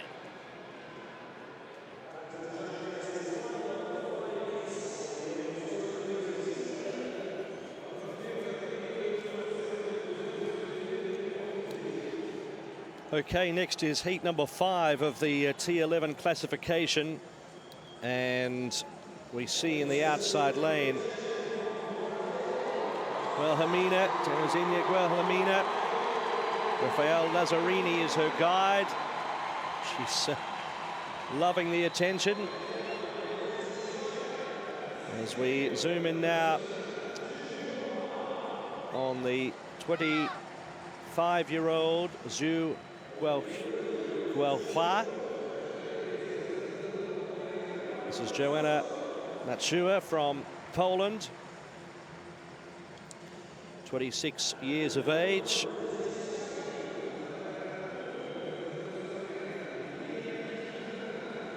And now this is Bill Quintana from Spain with her guide David Alonso Gutierrez.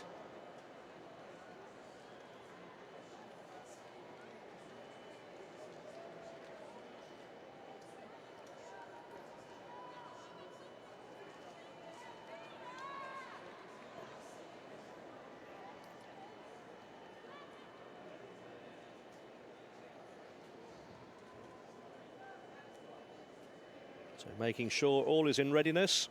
Joanna Matsua. It's Mikhail Stavicki, her guide, in lane number 3.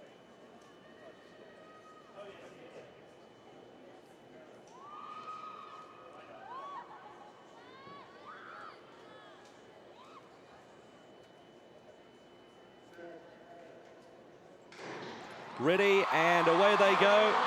And a brilliant start from Zhu in lane number 5, chasing down Guilhermina, who's setting the crowd alight coming around the turn. Brazilian at this stage is still in front, leads by about 5 metres to Zhu, who's got some work to do. Guilhermina's throwing everything into it. She's in front, coming at her is Zhu, but the Brazilian's going to hold on, I think.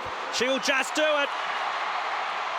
And a big roar from the crowd at a time of 25.07 from Zhu Guihua from China, the 25-year-old who came at her hard, but you'd think it's a pretty decent time. We'll go close to qualifying in the semi-finals, but plenty of delight here. Terezinha kissing the camera, and her guide Rafael Lazzarini, 25.07 the run. Yeah, very important for Terezinha Guilhermina to do well in the 200 metres, having missed out on the medals in the 100. The huge star of London 2012, the defending champion, the 3 times world champion in this, and she just flew out of the blocks. And I think it was important for her to win this first round heat, as it will be in the semi-finals. She wants to delight the crowd. She's been one of the names that's been most prominent in the lead up to these Rio Games, and she's got the win in the first round heat. Good rhythm between herself and Rafael Lazzarini. Been a change of guide in the last 18 months or so. Maybe a little bit of rhythm just going, but it's fine. Slowed down with 10 meters to go, but Zhu didn't catch her up, and Terezinha Guilhermina is definitely through. And did it with a bit of ease in the end. Not quite full tilt, but probably not far off it either. Got the crowd going. And she's gone for the purple look today. Will it be a purple rain for her eventually in Rio? So it was Guilhermina qualifying with also Zhu and Matsua, looking like they will definitely go through to the semi-finals. And this is how they shape up, with at this stage Libby Clegg being the 6th quickest to qualify, but there's plenty left in the tank.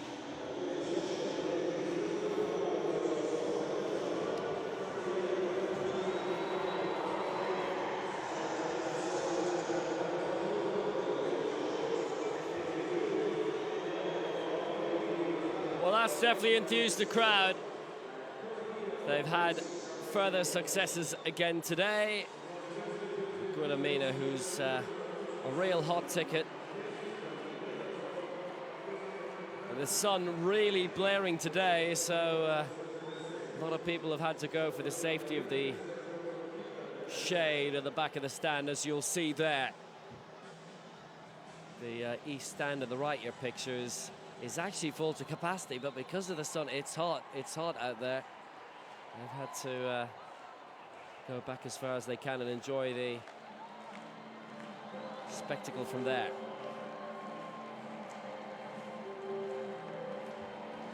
Victory ceremony coming. This is the men's 200 meters. T35 from earlier.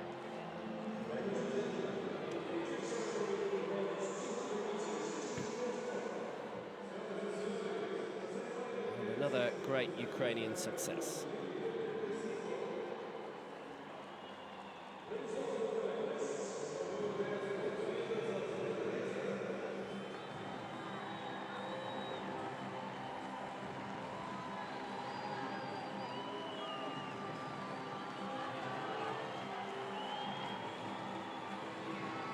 Sviatov, who'd won gold in the 100 meters, Barreto, who'd medal there as well, and De Silva, Bourdignon.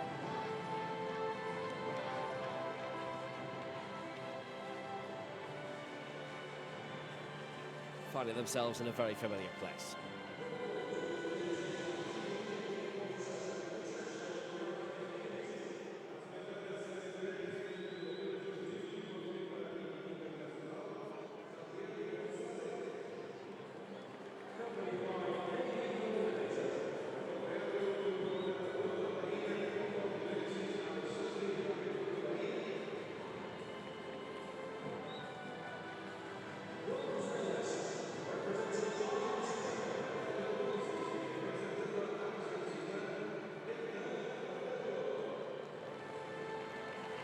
Hernan Barreto of Argentina ran 26.50 here and really overcome.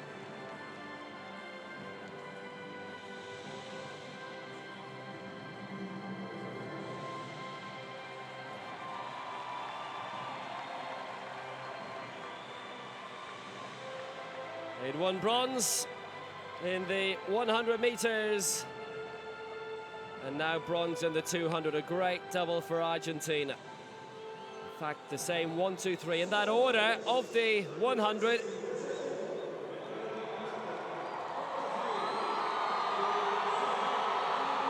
Fabio da Silva Bourignon had won silver in that 100, and now here he is again on the podium to great acclaim. Strong crowd on this near side and the closing straight, the west stand. It's his second silver. It's turning out to be a very lucrative week. Gets his second silver tom as well.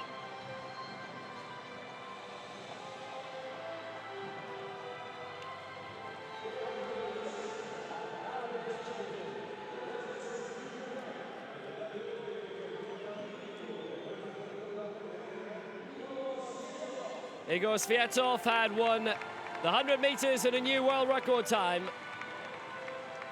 Paralympic record in the 200. His first global championship, and he has his second gold. Where will it end for them and for him?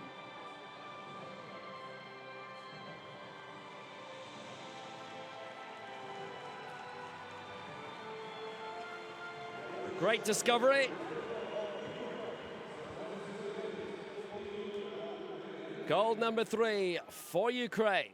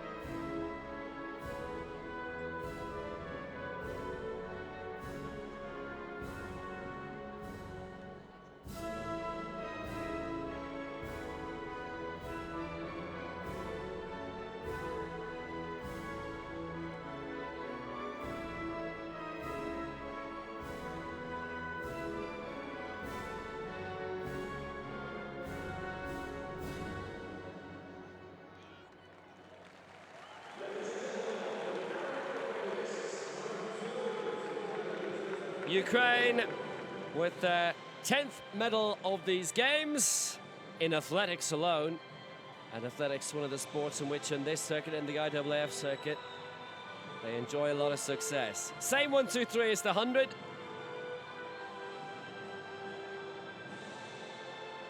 Double the glory.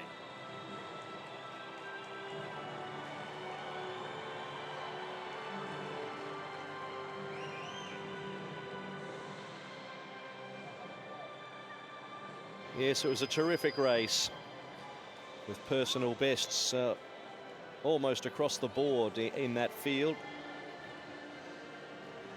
On what has been a hot morning here at the Olympic Stadium, the Estadio Olimpico. You can see there on the right hand of your screen the crowd's just trying to avoid the sun. It is blisteringly hot in the sun today in the middle part of the afternoon, and we have coming up shortly, let's just confirm the Paralympic record of Ella Davies, 15.97. That shot put gold medal was in the bag very early on in that session, but it was a terrific display, an exciting display. He just kept getting better as time went on. Aled Davies, he is a machine. Another double for Davis to try and pick up here in Rio de Janeiro.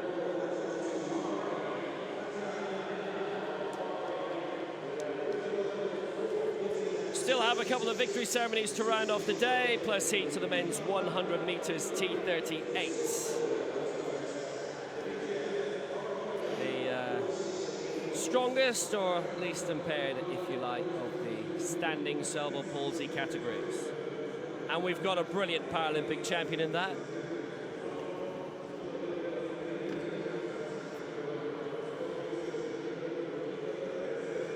Yes, Evan O'Hanlon, hoping that he might be the second man to take a gold medal in the track and field from Australia, running 10:79 in that final in London. Not in that sort of form at this stage in the season, but would be hoping to pull something out in the second heat.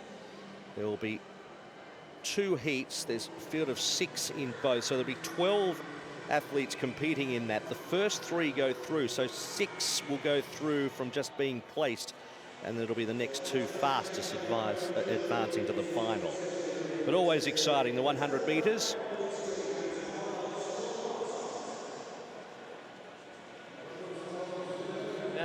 Evan O'Hanlon was injured for the World Championships in Doha, but he still went along as a commentator. And did he show great prowess at that as well? He's good. He's good. He'll do us out of a job, I think. But he was very, very interested, obviously, in his events and others right across the board.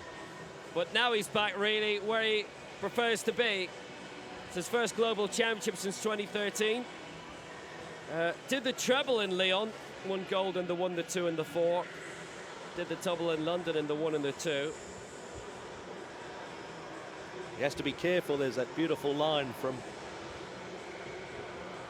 almost track and field royalty, I suppose, Steve Cram, who was amazing as an athlete, but said that as a commentator, it's harder work. You have to rock up every day and rock up at every session. And what's worse, you have to rock up a couple of hours in advance. But it's all part of the job. Very important.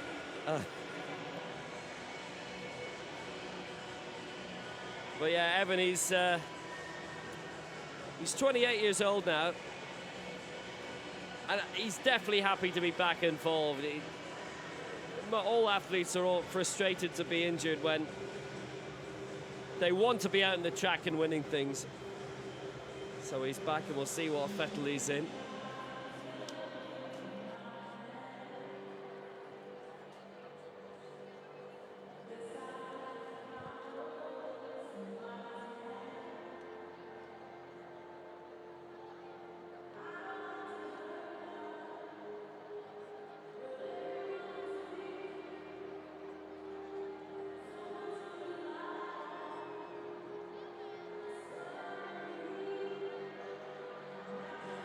And those heats coming up shortly in the men's 100 meters T38.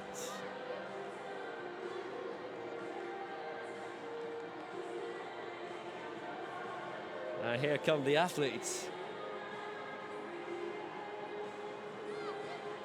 Well, in Evan O'Hanlon's absence, Hu Jianwen took advantage, took the 100 and the 200 titles, also won the high jump.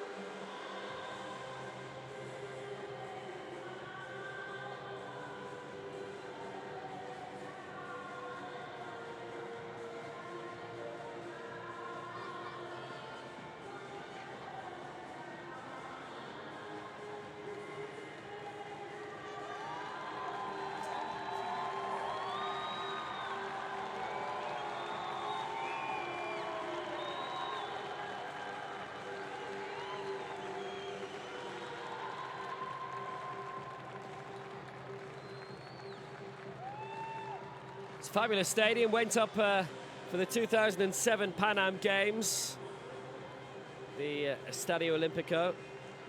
also known as the Estadio Joe Havilange, after the former FIFA chief. And the Estadio Nilton Santos. Botafogo play their home games here. He was one of their greats. There's a statue of him. One of 4 footballing statues outside. Jairzinho as well. The 1970 World Cup top scorer. But it's generally known as the Engenhão. That's the area we're in Rio.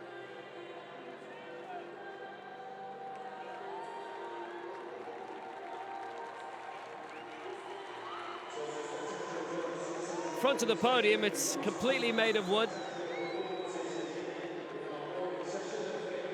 And therefore totally recyclable.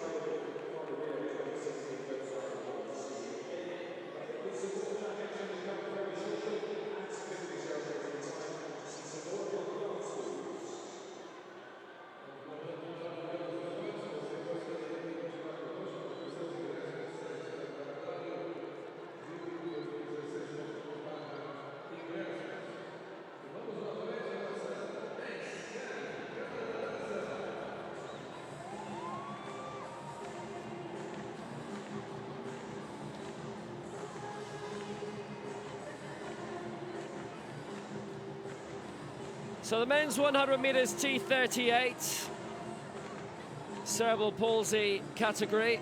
Generally the rule of thumb is the higher the last digit, the lesser the impairment, the stronger the athlete. There's our old friend Evan O'Hanlon, who's the world record holder in winning gold in London 2012.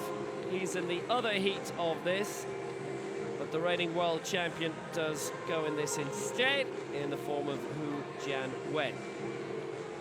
Goes out of lane 3, gold in the 1 and the 2. And the long jump in Doha from Guangzhou. All 3 medalists from the 100 meters from Doha are in this. Zhou Wenjian won the bronze in the 1 and the 2. And Edson Pinheiro, beneath the 2 Chinese, took the silver.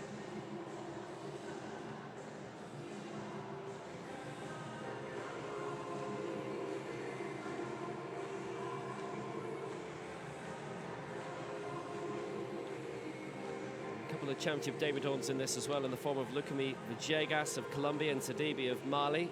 Here is Edson Pinheiro. He's been winning major championships since major championship medals since 2011. He was injured for London 2012, so didn't win a medal there. Still made finals. Lukumi Villegas of Colombia, first major championship for him, and happy to be in the spotlight certainly.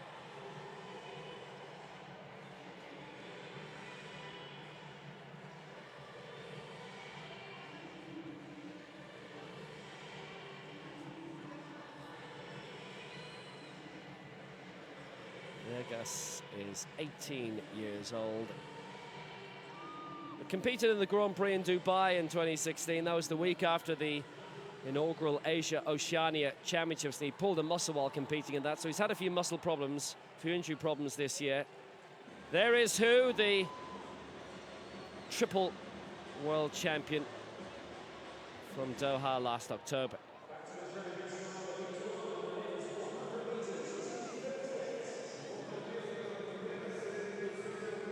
They've had a bit of a wait since coming out, but now they are ready to go. Hu Jianwen from Guangzhou won this title in the absence of Evan O'Hanlon in Doha, and now looking to beat the Paralympic champion overall in this. Won the 1, the 2 and the long jump. Edson Pinheiro, silver in the 100 meters in Doha, bronze in the 100 in 2013 in Doha. Representing Brazil, Zhou Wenjian of China, bronze in the 1 and the 2 in Doha. So all 3 medalists from that alongside each other here. Silver in the 4, bronze in the 1 and the 2 in London 2012. Sidibe and Lukumi Villegas, championship debutants. And Chiba is the reigning Paralympic champion over 400 meters from the last 2 games. 4th in the 100 and 200 in London. But he did finish 5th in Beijing. So it's the top 3 to go through to the final, plus the next 2 fastest. Hu in 3, Pinheiro 4, Zhu 5, Lukumi Viega 6, Chida 7, and Sidibe in 8.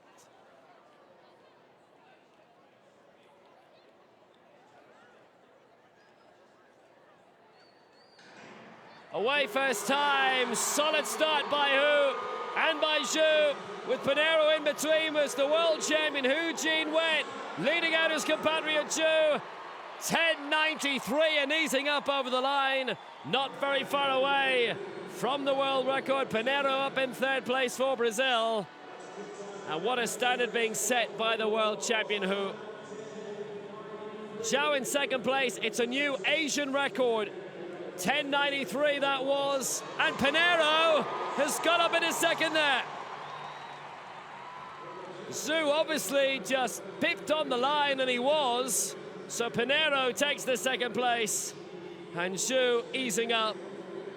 Season's best 11.34 there, but looked as if it was going to be China 1-2 for a long time. Hu very strong and comfortable, and Zhu totally eased up himself, and Pinheiro overtook him. You saw a devastating start for Sidibe, who just stumbled and couldn't regain his footing as a result, couldn't complete the course. Yes, he did nab him for 2nd. Pinheiro right in the last millimetre, but this has made a statement. Hu Jin-wen, the world champion, 10.93, has gone 0.15 quicker than he's ever gone, and really does spell danger for the athletes in the 2nd heat, including Evan O'Hanlon. And look at that form. Great upper body strength, and you just get the impression there was a little bit left in the locker as well. There is, from one contrast to the other, the shattered man Umar Sidibe, who stumbled out of the blocks and unfortunately couldn't regain his footing. But that was impressive from the Chinese athlete. Yeah, it's a big pity for Umar Sidibe. And this is first major championship as well that is being helped away off the track. Very, very unfortunate for him, and you do have to feel for him. So Hu wins 10.93, Edson Pinheiro 2nd, 11.32, Zhu Wenjun also through, 11.34.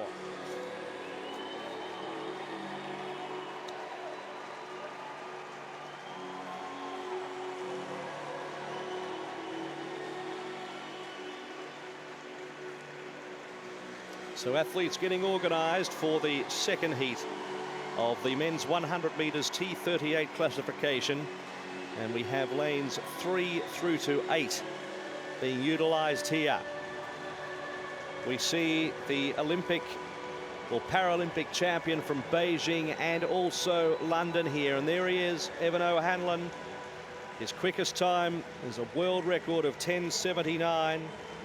Winner of the 100 and 200 in Beijing and London. He's concentrating on the 100 and 400 metres here. 28 years of age. There is, from Germany, Dennis Rill, the young 18-year-old, who has a personal best time of 11.83, which would see him in the 2nd half of this field of 6. The first 3 in each heat go through, and then the next 2 fastest advance to the final round. Zhong Huanghao from China turns 18 years of age here in 2 days' time.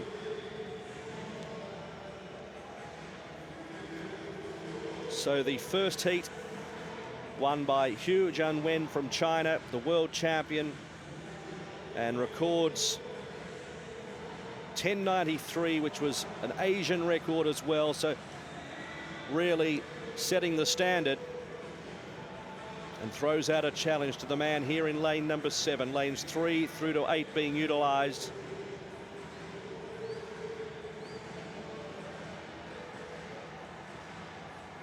But Hooker Velasquez from Colombia in 3, Zhong from China in 4, Guis from South Africa in 5, Rill from Germany in 6, O'Hanlon from Australia in 7, and Diaz Mosquera from Colombia in lane 8.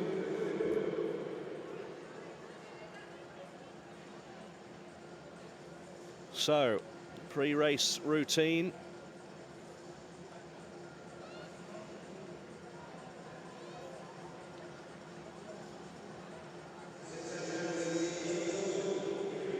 There is Boyce from South Africa, O'Hanlon, 100 and 200 metre winner in Beijing and London.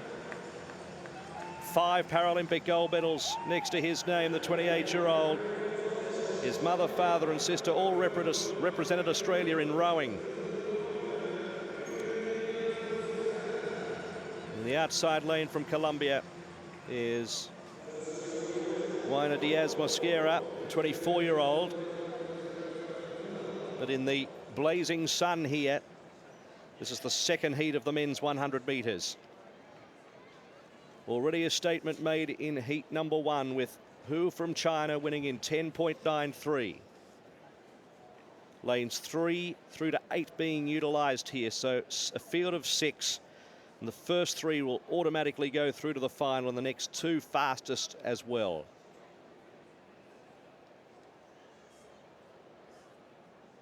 They're ready. Set and away. O'Hanlon got a good start.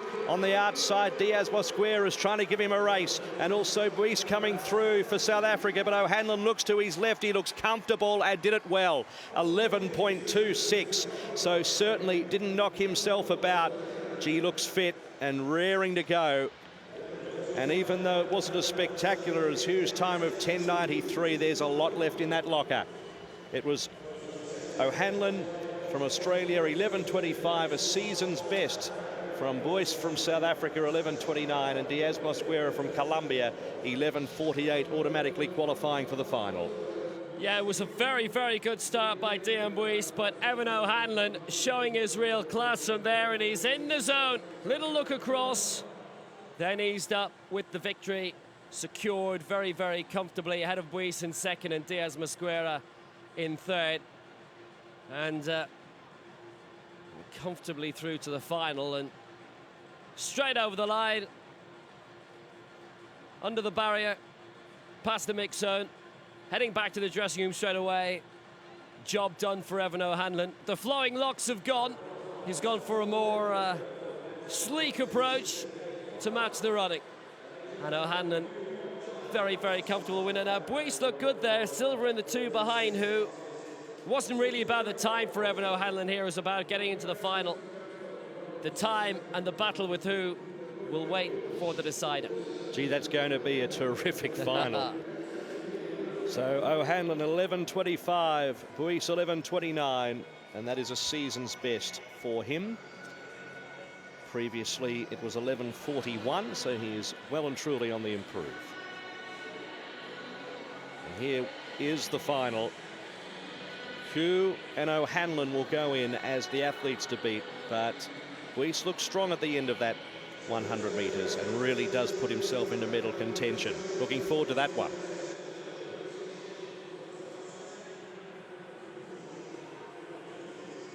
Yes, the women's shot put F53 final. This a seated throwing event.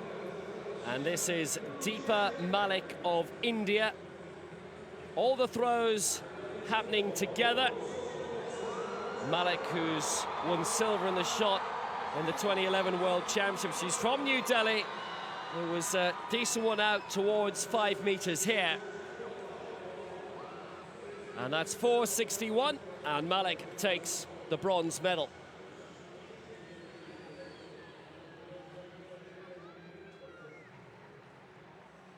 For Bahrain, this is Fatima Nedum. Couple of early throws of 4.60 here. She won silver in the shot in the Asian Games in 2014. Didn't compete in this in London 2012, but she's shown herself to have a great talent here because that's a silver medal winning throw for her.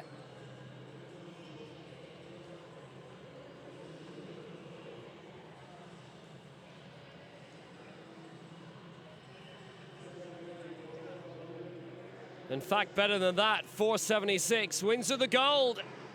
Fedham takes the honours, Ahead of Deepa Malik in second and Kordakika in third for Greece. Well, she looked a bit disappointed initially, but that is a terrific result for her. So it's a gold medal to Bahrain, silver to Indonesia, and bronze to Greece. Pamela Lejeune from Canada in fourth, and it was Deirdre Monkgren from Ireland in fifth position.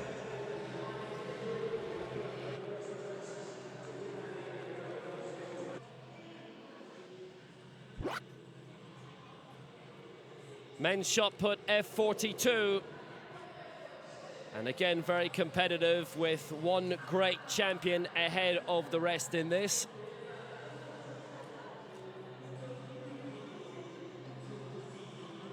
Alan Davis, the world record holder, going into it, but a Tyrone Pillay of South Africa, 13:49 is best going into this, and he would end up already producing the throw of his life in round 3, 13:66, but sending it out even further in the last round.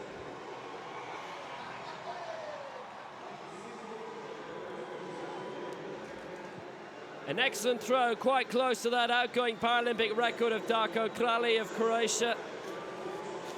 A brilliant celebration for the South African. This a new African record.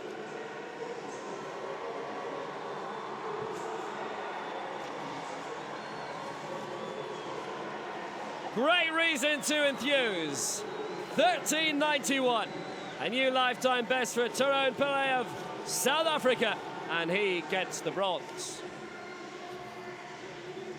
For Iran, Sajad Mohammadian.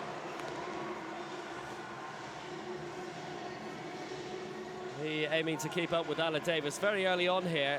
And in the first round, throwing out to 13:26. Davis had already thrown out to 14:85 at that stage. This is second round attempt going out to 14:31, a season's best. Very close to that Paralympic record of Kralj. And it's silver for Iran for Mohammadian.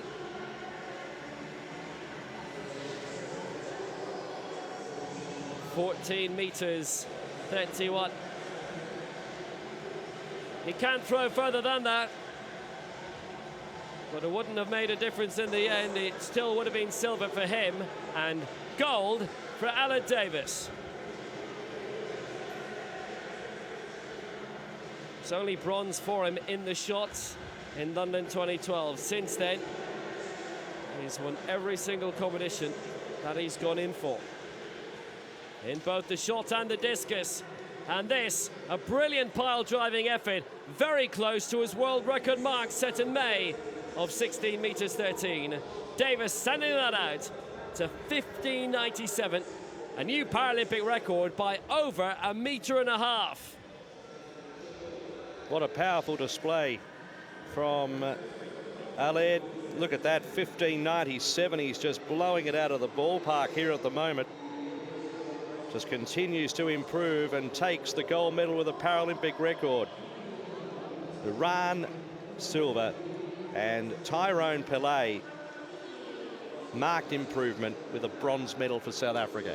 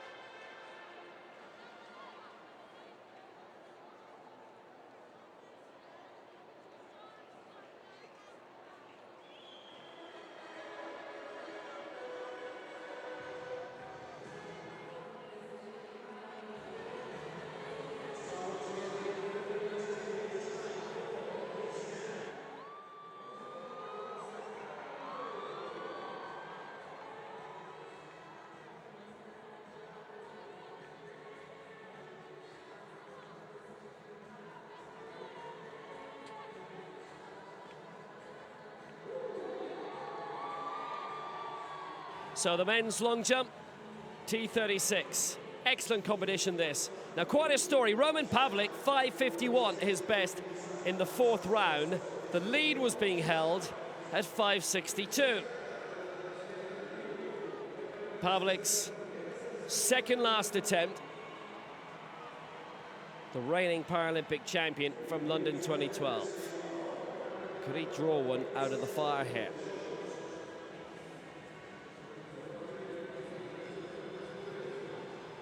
Needing a 5.63 to draw out another gold medal. Very good attempt, 5.61. And that the bronze for Pavlik.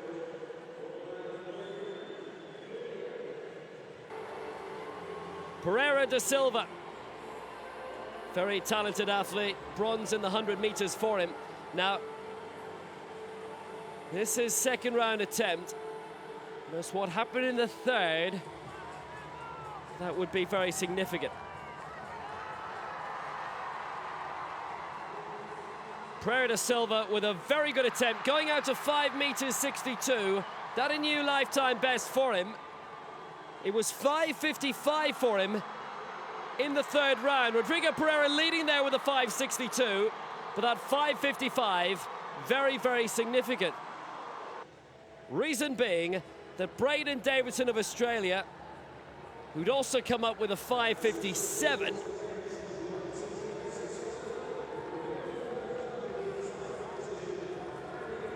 first attempt for the 18-year-old from Adelaide.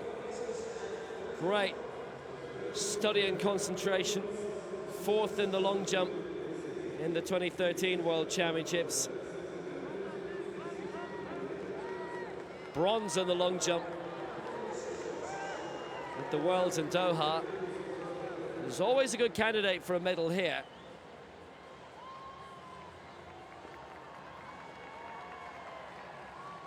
Davidson delivering. This also 5.62. A mark marked by Rodrigo Pereira, but because Davidson's 5.57, his second longest attempt, was further than Pereira's 5.55, Davidson wins the gold on countback. For Australia, their first gold medal in athletics at this Paralympic Games.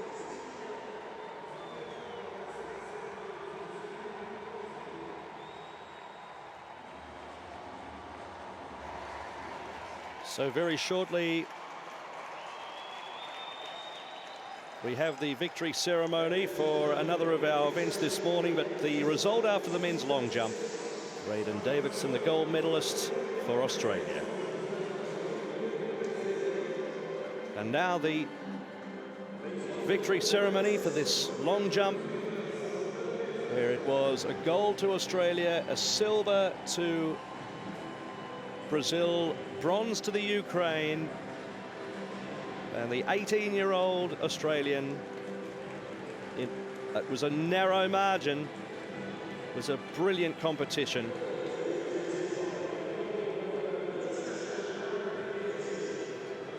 And officiating at this victory ceremony,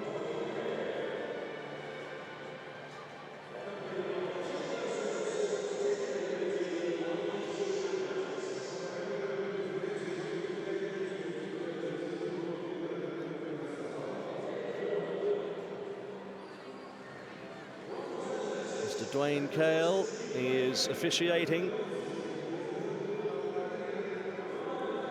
And this man, a great competitor, and got within a centimetre of nudging for a gold medal. It wasn't to be, but what excitement he gave us.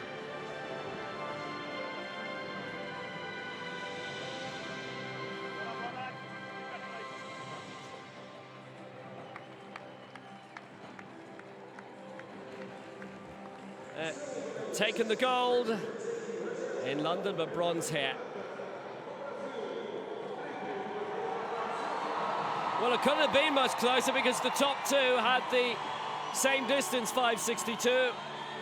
Rodrigo Pereira da Silva, very good in the 100 meters as well, where he won the bronze. Turned 22 3 days ago. And it's turning out to be a fantastic birthday week. Bronze and now a silver.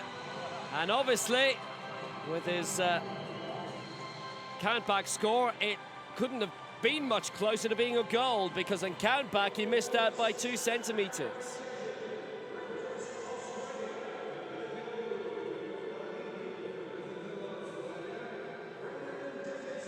But what a result for Australia.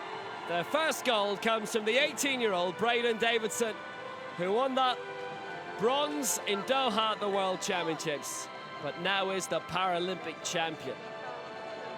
And on such fine margins, our title's decided.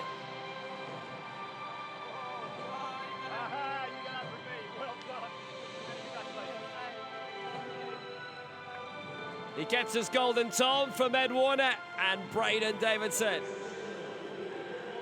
claims the gold. Davidson advanced the best.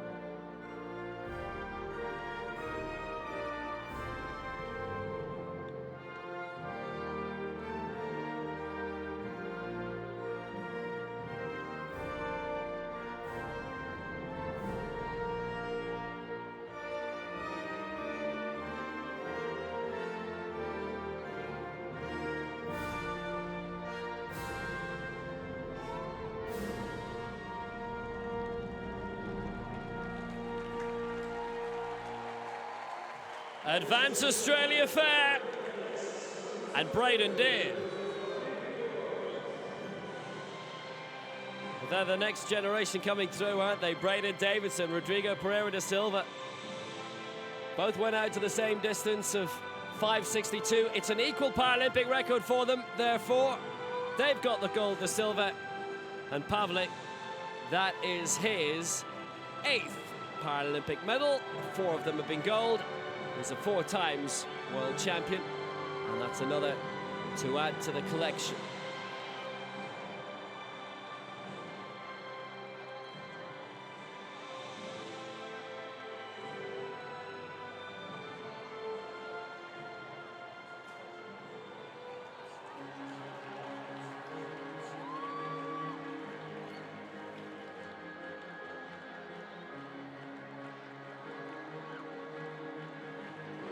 So there will be one more victory ceremony to come in the women's shot put F53.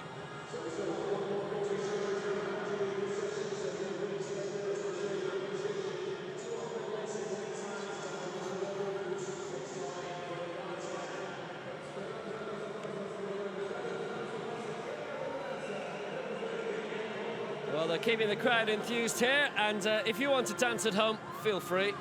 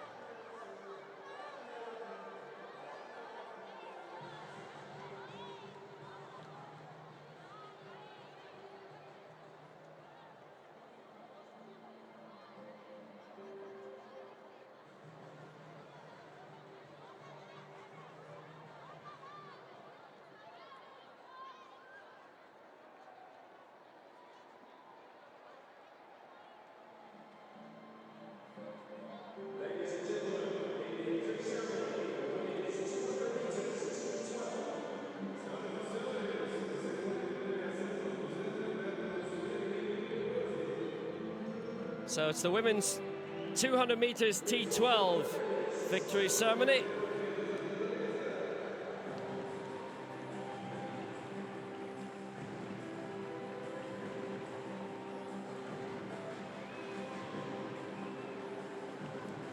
And the crowning once more of another superb champion, a re-crowning if you like.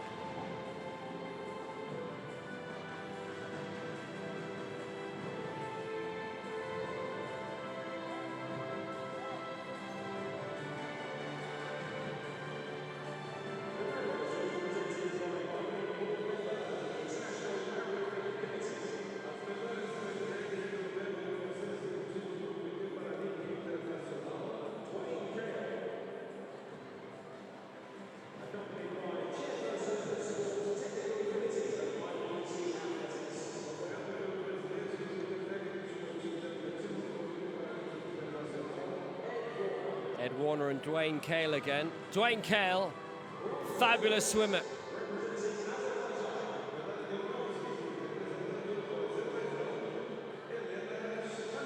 Elena Chabanu, who won silver in the 100 meters. Bronze this time in the 2. But it was given us a new continental record of 23.80.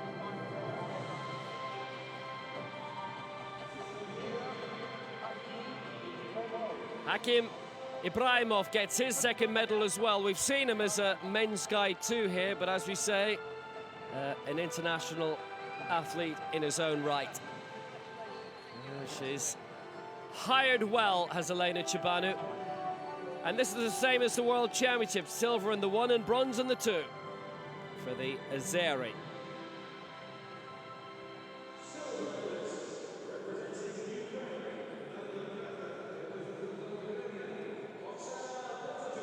Well, it certainly makes up for the disqualification after winning a heat in the 100 meters. Former triple European champion from Swansea.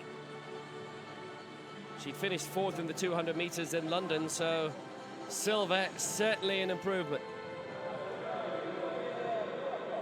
Vladimir Borakov gets his silver medal too, so Oksana Petorchuk. All smiles, and justifiably so. European record 23.65 for her. And don't forget the silver top.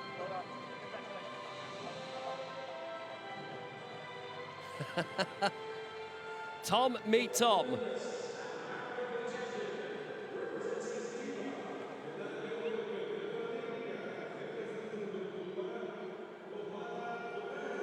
So Amara Duran is back again. World record in winning the 100 meters title, retaining that from London, and now 200 meters champion as well.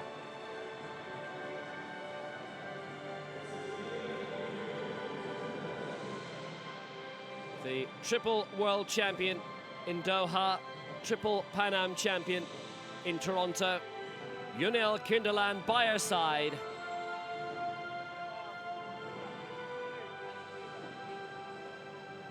Yundis Castillo had, I'm afraid, another mishap in the 100 meters final, but she's had many great days for Cuba. Amara Duran also.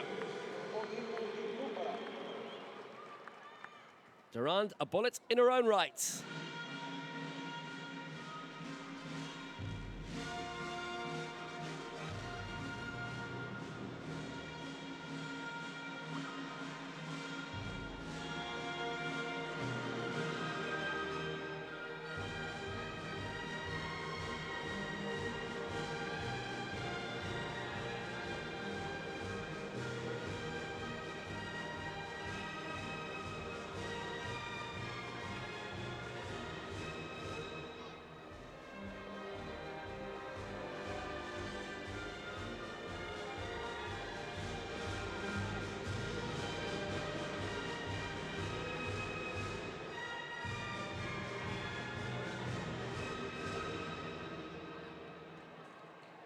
Cuba's second gold of the Paralympic Athletics.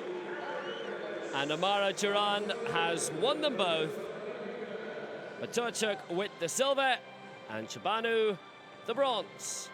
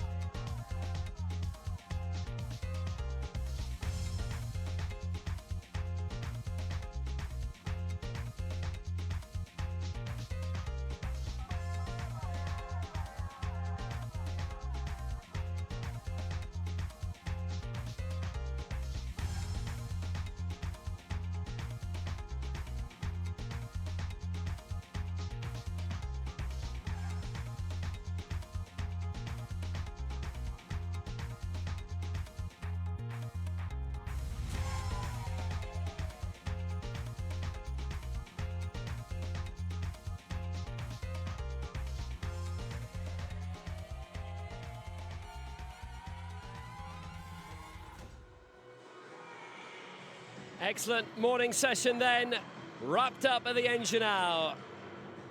Further titles to be decided later on. Until then, it's goodbye.